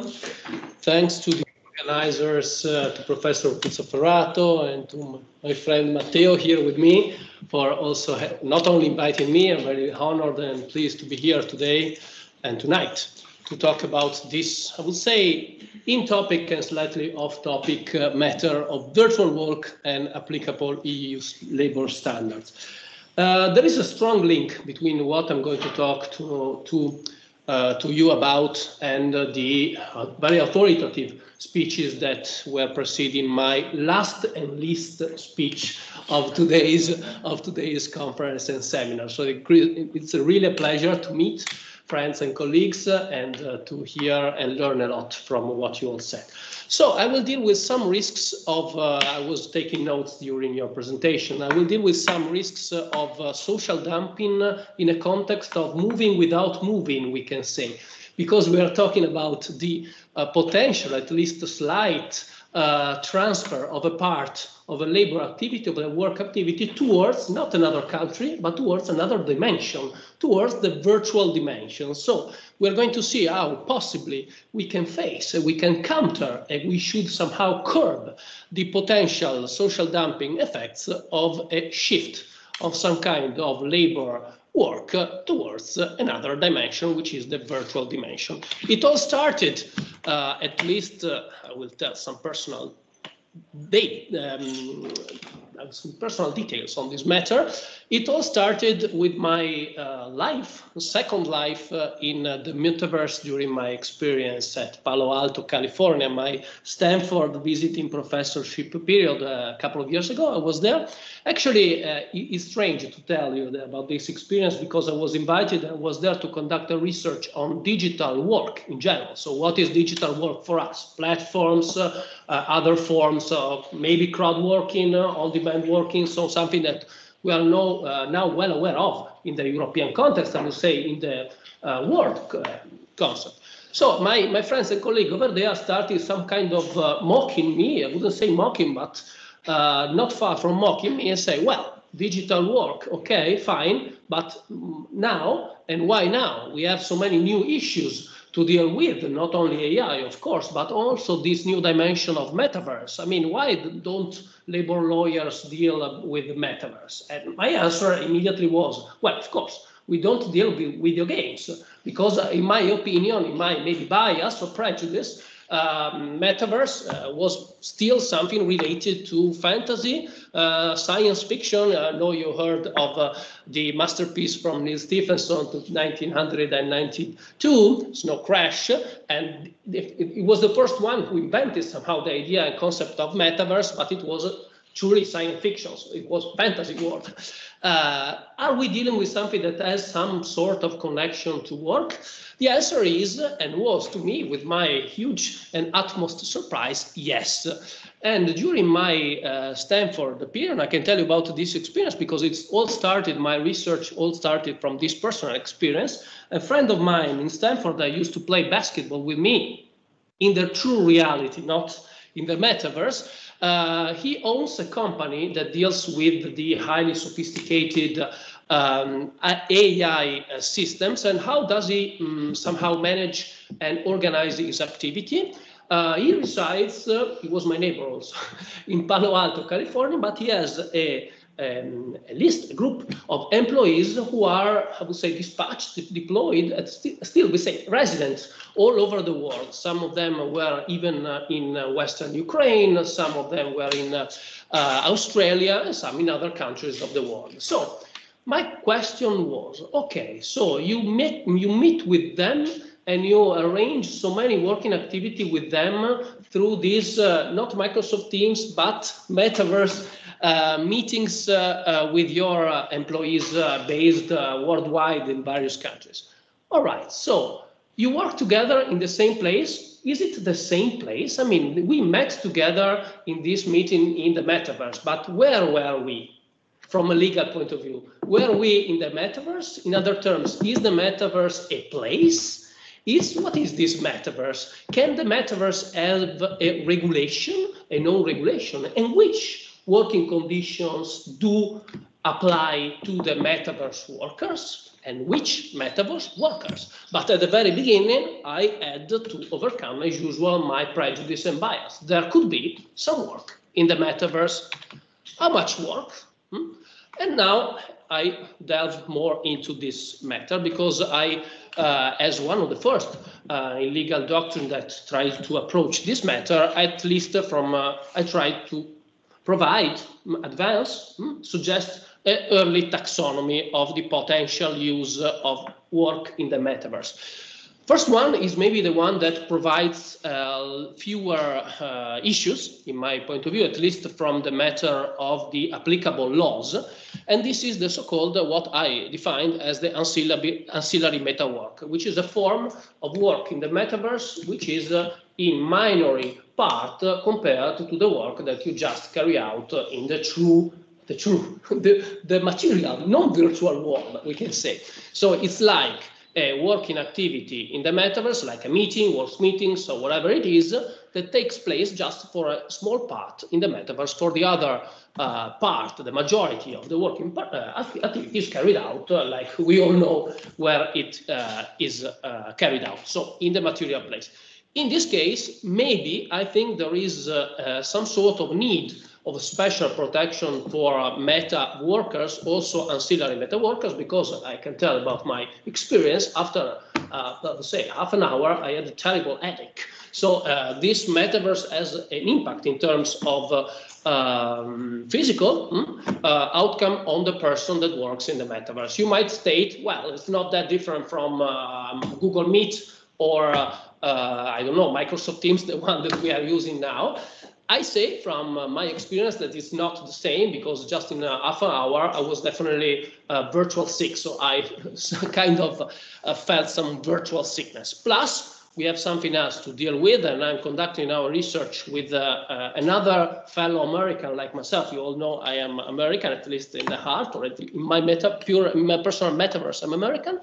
And a few colleagues from the University of Montreal, Canada. We are working on the working condition, on the improvement of special working condition to the ancillary meta workers, because one of the facts you need to take into the consideration, for example, is the need to have special health and safety provision. I don't know if you're familiar with the so-called Proteus effect, but if you are in the metaverse and you climb a mountain, you will feel vertigo.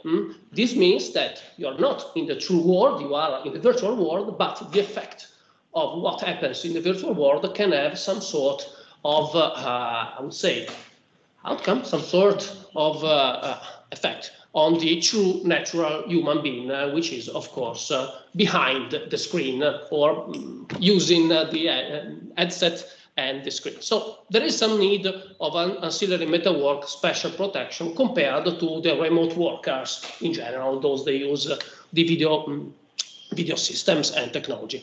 But in my point of view, at least for the today's discussion, the most interesting matter is so-called pure metawork, which somehow mirrors or pertains to the working activity of the engineers that we are working together as employees of my friend in the metaverse. So if we can find some sort of end of a material workplace, because everybody works back there in the metaverse and they have meetings, they have sharing their research, their activities, all working in the metaverse, maybe using strange masks. I was wearing Donald Trump's mask during, there was also Biden, so there was some sort of political discussion on how to be dressed and projecting yourself in the metaverse. But besides jokes, the problem is there's a major issue: which laws are applicable to those working activities?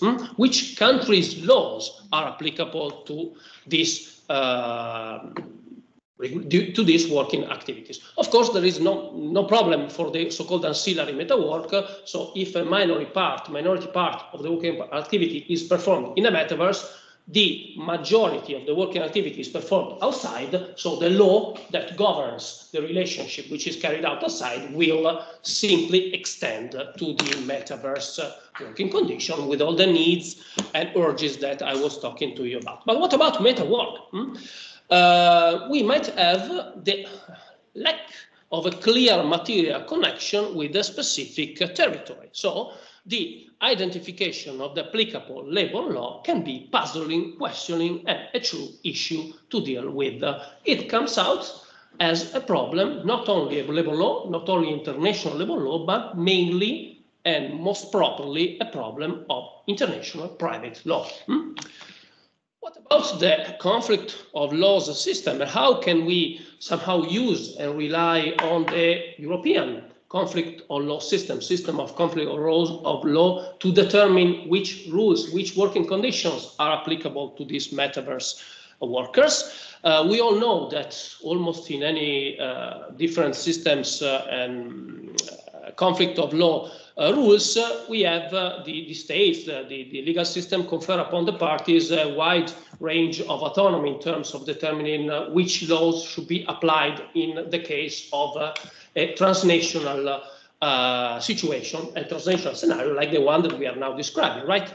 But under Article 8 of this Rome 1 regulation, which is the applicable and extant law, EU law, in matter, you still have to guarantee and safeguard the mandatory application of the overriding protection afforded by the law that would apply in the absence of parties' choice. So then, from question to question, which is the law that would apply in such a case, in the absence of the parties' choice, and even in presence of the parties' choice, which are the mandatory overriding protection that still need to be granted to the metaverse workers? You know, there is this range, I would say, because this is a climax of rules to be applied. But basically, the European framework states primarily that the laws that is the one that should be applicable in the absence of the party's choice is according to this list. So 1, B, C, A, B, C. But A is the preliminary and primary criterion to be applied. The law of the country, only in case it's impossible to apply A, then the other two can be legally or lawfully applied. The law of the country in which or from which the employee habitually carries out his working performance of the contract, the so-called criteria of lex loci laboris, which is, I would say, a staple also in the international legal environment. And what is, in relation to the metaverse work, the lex loci laboris? Where is the locus? Which is the locus? Which is the place? Now it comes a little bit more difficult, because one might state that the locus, which is the locus in case of metaverse work, is the metaverse. And now it comes the first problem. In my opinion, and as I resolve the issue, the metaverse is not a place, is not a territory, and not just because it is virtual, but because it lacks what, from a purely germane legal point of view, needs to be to qualify as a place, as a territory. So not just the material root, so the fact that it is a true material place, but also the fact that it has a government. So the combination of government and place, so territory in terms of material place. The metaverse lacks both of them. There is no governance yet in no metaverse, and in particular, there is no place. So which is the place where the work is carried out? Labor lawyers are by nature, by instinct, by virtue of default, maybe, are people, are persons that deal a lot with the human-centric approach. Which is the person that works? Once again, where is the person that works? Where is the place where a working activity is carried out? The only place where the working activity is carried out, in my point of view, is the place where the person of the worker connects to the metaverse, so basically where the worker is. But, okay, let's imagine that we solved the first question with the answer that I just gave you. So, the overriding labor protection are those granted from the legal system of the country where the worker is. This, of course, we all know this also in relation to crowd work and other forms of modern works, creates a huge incentive to hire the employees that reside in the countries where the working conditions are more lenient, less protective, and so on. So you see social dumping without moving, or social dumping with a simple movement to the virtual dimension. How to cope with this? So which remedies should we try to implement? Should we try to figure out in order to curb this potential, I would say, low shopping, and also, of course, social dumping in terms of results? First of all, international private law instruments. I was discussing with a friend of mine based in Austria, so an international private lawyer, so has a very, very interesting sensitivity for labor issues.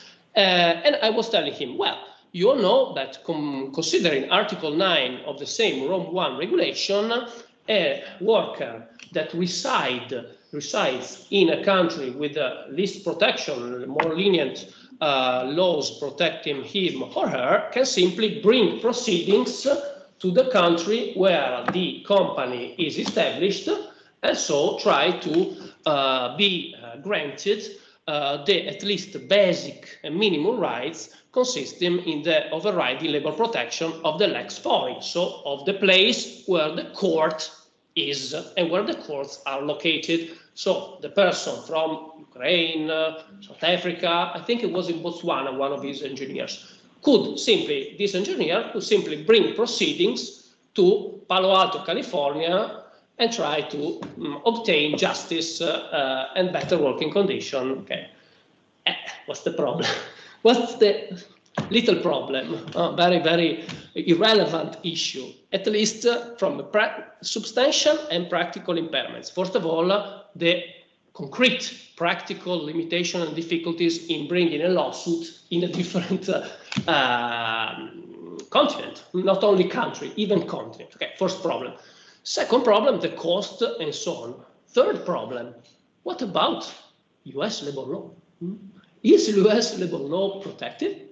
We all know, as an American, as I can say, also compared to British and to Italian, your Italian, fellow Italian, regulation. Of course, I'm joking. Definitely, US and American labor law, at least in terms of federal labor law, is extremely unprotective in terms of working conditions. So I can even bring proceedings to the court of San Francisco, California, but at the very end, the outcome, yes, minimum wage, 15 hours, $15 per hour, not bad, but maybe outside of minimum wage and maximum working hours, that's not much of a protection. So this problem and this possible solution under international private law is not fully satisfactory. So what's next? All right, maybe if we had decent work is another matter of my research with very close friends and colleagues from Italy. We just came out with a book on decent work and decent work regulation, also in a comparative perspective.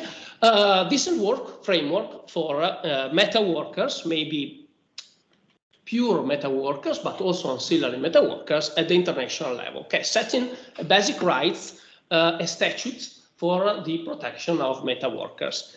Right, might be a case, but we all know that one of the major obstacles, major issues of the international level standards, in the sense that many scholars point out they are some kind of akin to paper tigers. So they look like tigers, but they don't bite like tigers. So toothless tigers, or the degree of effectivity of such standards is not always so strict and so appreciable.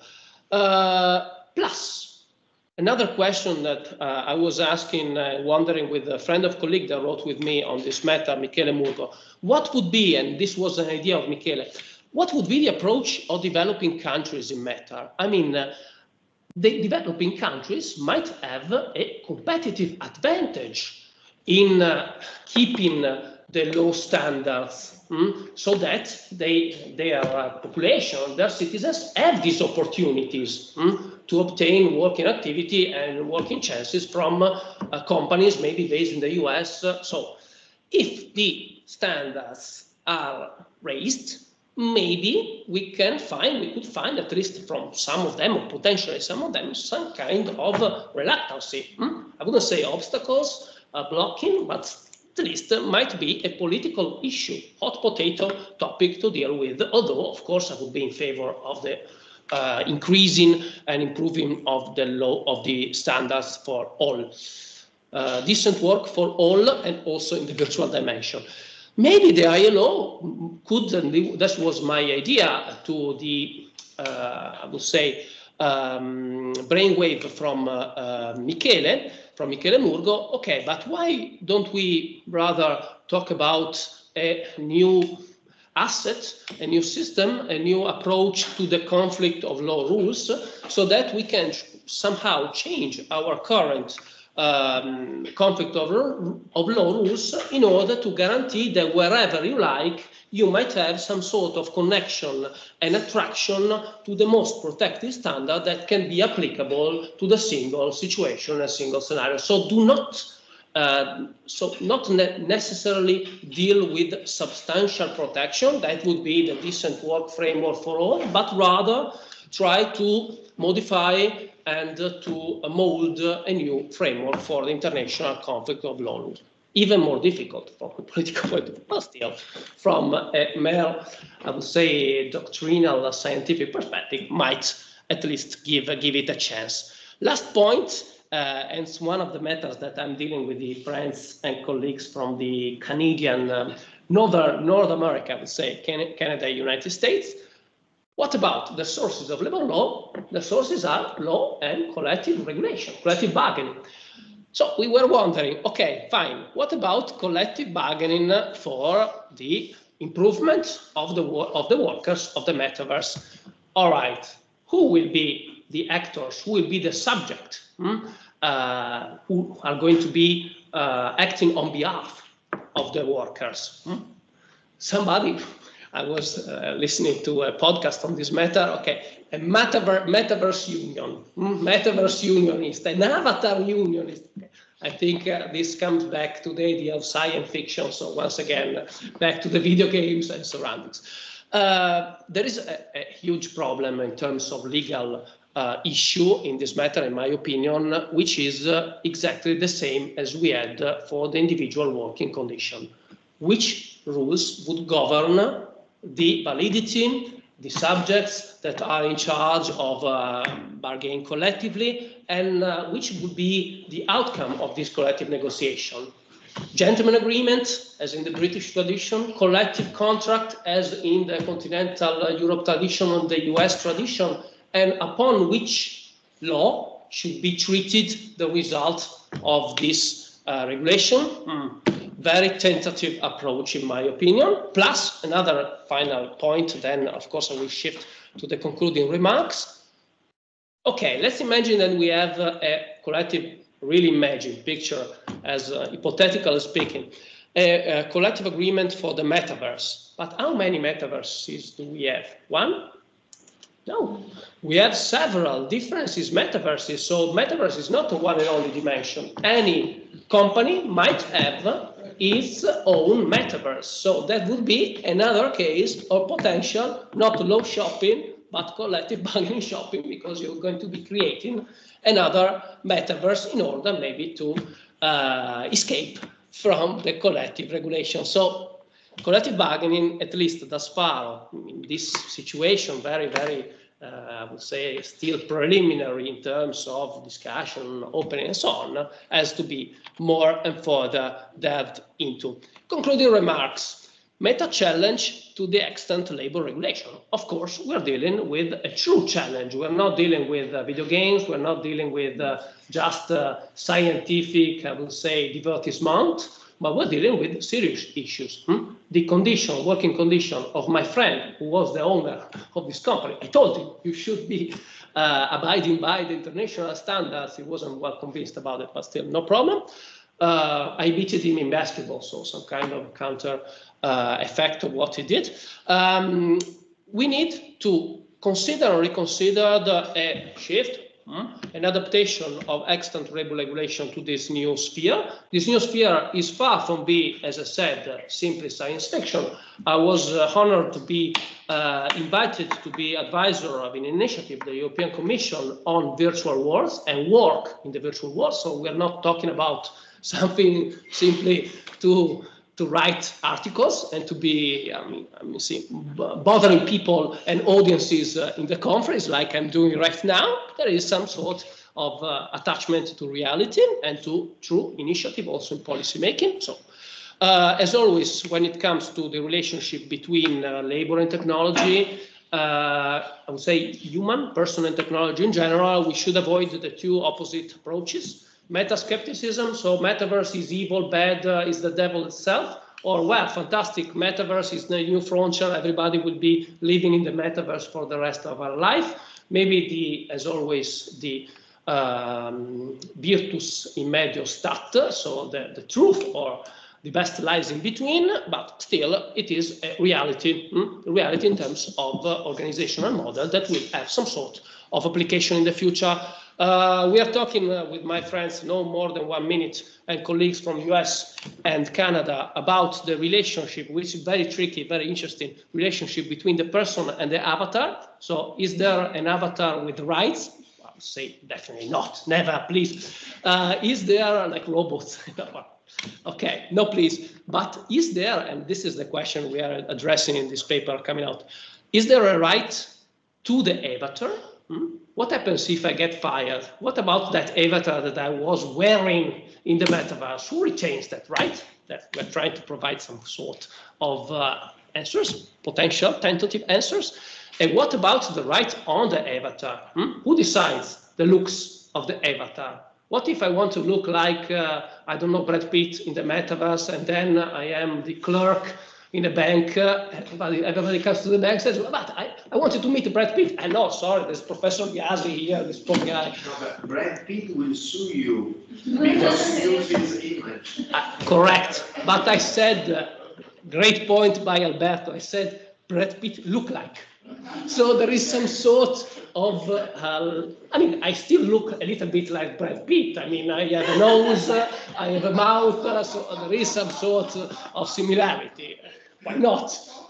You're looking from a broader perspective. Okay. You can be the skin. Okay. Like other kind of video games. So you're paying Brad Pitt in order to use the image on the metaverse. Yeah, that could be. That could be. I'm not sure if I have. If you can put me in contact with Brad Pitt, I will be more than welcome starting negotiation. Also, maybe our very authoritative colleagues will be assisting me in this negotiation with Brad Pitt, of course, pro bono. Last point, and then of course, excuse me. If they are women with more success than you, of course. Definitely, anybody would have more success than me. Women, male, and all. Of course, Alberto. Okay, just the last point. We are still working, and we still remind ourselves that even though, and this is the same for the AI debit, the same for the digital work debit. Okay, right. What is the mean? What are the means? What is the final ultimate mission? Labor law as means, labor law as a mission, goals and means. When we're talking about AI, when we're talking about the platform work, when we're talking about new forms of work, what we still need to remind ourselves is that, of course, we're not dealing with games, gamification process, the very early beginning of all these debits. We're talking about something real, with a real effect on the life of the person that works, regardless of the place where the person works. And these all came out in the very interesting and well thought speeches, all but mine, so all the others but mine of today. But still, the person that works needs to be the pillar and the cornerstone of our not only discipline, but method of applying the law. So this is what I want to pass as a final message. Okay, metaverse, okay, virtual dimension. There is no virtual dimension where there is a true person work involved. So thank you very much. Thank you. Okay, thank you very much. Thank you very much, Marco. So now we can open this short debate, unfortunately, because we are a little late. So do you have any questions to pose to our speaker? I have one Yes. To Professor Bardner and Professor Costello. Which was the percentage of Brexiters in the city that you described to us? So Great Yarmouth was the fifth highest league vote in the country. No, please, Fiona. No, then we are recording. So if you, we gather all the questions, and then you can answer. Okay. Any other question?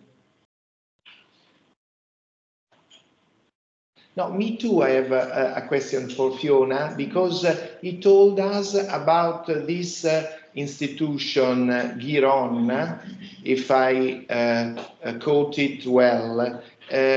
But what is the nature of this institution? Is it a trade union or an association founded by a trade union? Or is it a public institution, and which role does it play in practice? So could be considered a remedy, a good remedy, or not? Please, come here to answer. I have a couple of questions from my colleagues. Okay, fine. Please, Catherine.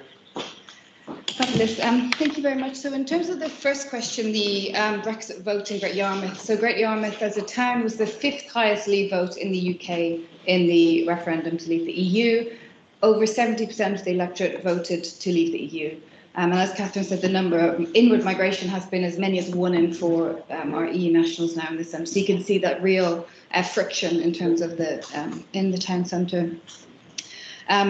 And then in terms of GYROS, the organisation that we talked about that we worked with for the research, so it stands for Great Yarmouth Refugee Outreach and Support, and it's an NGO. And they were founded in the town in 1998 because London boroughs, London local authorities were placing refugees in the town of Great Yarmouth because housing was cheap. And local people could see that this new community had arrived, but there was no support in place. So they kind of banded together, set up this charity, and it has continued since 1998. But since about the early 2000s, as Catherine described, these kind of phases of EU migration, their largest client group have been EU nationals who've moved to the town for work. And JARIS it's an NGO. They are kind of non-legally qualified general advisors. So they provide advice on employment matters, housing, kind of anything somebody comes into their service for, they will try and help them. They have a specialism around immigration advice, and all of. But do they are entitled to give legal advice? No, so not legal advice. So they're part of the kind of general non-legal advice landscape in the UK. But what's interesting about JARIS as well is all of their advisors are from the migrant communities themselves, and many have worked in the chicken factories previous to now working in this advice role. And all of the advice they deliver is multilingual because, as you saw, the English language skills of the group they're supporting is very low. So the advice that they give is given in someone's first language as well. So they're not legal advice, but they kind of pick up everything else for people who can't access legal advice, basically. Thank you. Thank you. No, questions. So it seems to me from what you have told us that essentially the main issue in that case is not an issue that relates to the law as such, but rather to the fact that there are little leeways for the law to actually be implemented in practice. And the law as such would be good law. There are no ways that these workers can have to actually make sure that the law is applied to them. So my question is this assessment of mine right? And what could be done then in order to make law more accessible to these workers, to those workers? Do you want me to start? I think, yeah, thank you very much. I think that's a good summary actually, and we can see the law is there, but there are kind of barriers to accessing it. And actually some of the barriers we talked about in terms of kind of enforcement, being able to access your rights, being able to access a tribunal. And through the research that we did, that very small percentage of cases that do make it to tribunals, actually the outcome is pretty positive. If you can get there, in the small number of cases we looked at, people were largely able to have a kind of more positive resolution, but people aren't getting to that spot.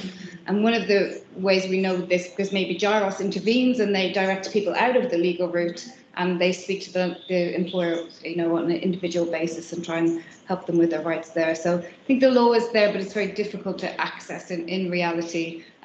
Language barriers, cost barriers, knowledge of the system barriers, but also then the kind of enforcement regulators that should be working in that space, and trade unions as well that might be helping more vulnerable migrant workers also aren't there either. So in that way, they also face other barriers. I don't know if you want to add anything, Catherine.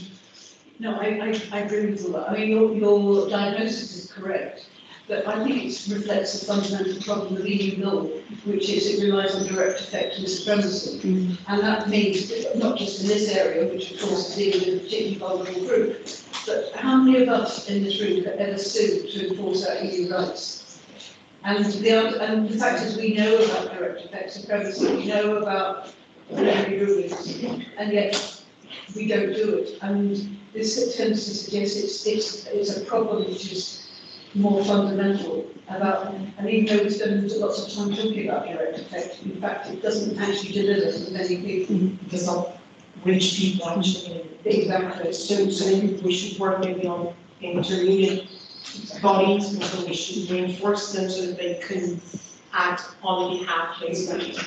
And that's why we're really, as lawyers, we're really interested in what JARIS is doing, because they are incredibly pragmatic and they sort out the problems for people, but it doesn't lead to more profound change because they fix your problem. But the fact is you're having the same problem, but the fact is the dots aren't joined. And there's another issue that I think which Kieran was alluding to. So JARIS is a charity and it's dependent on fundraising. And the moment its money runs out, there is nobody there to help people in Great Yarmouth. And Great Yarmouth we use as an illustration of the place where we've been working. There are lots of towns like that all the way around the British coast. And I think just to add to that as well, we often talk about in our research that, and in the EU law and free movement, the tale of two citizens, and we have the kind of Eurostar groups who can access their rights and are more protected, and those more vulnerable migrant workers with less social capital, less kind of physical capital, whatever it is, who actually, for them, the rights just aren't attainable in reality on a day-to-day basis. Also, if I just may add one remark, I think maybe one way to bridge this gap would be to reinforce the knowledge of EU law on the part of local, regional entities overall. Because what I found also in my studies is that it's quite often the case that national governments entities are aware to some extent of the law. When you ask the same questions to local entities, local authorities, they usually don't know much about the law, so they don't know how to help these people, even if they are the ones that are better placed to help them teach. So that's maybe one of the gaps we should try to cover. And there's an even bigger confusion because there are different rules that apply to Ukrainians who are in the UK, and there are different rules that apply to asylum seekers, and there are different rules to those who've got asylum, and so they all have different baskets of rights. And if you're a local housing officer, how on earth are you going to know all of this, all the rules? Impossible. There is job for us. We can go into these things. Right, thanks. We hope for us and not for AI tools. So we stand with Marco. Okay, thank you very much to everybody. We can conclude here, and so have a good evening. Bye. No, bye. So.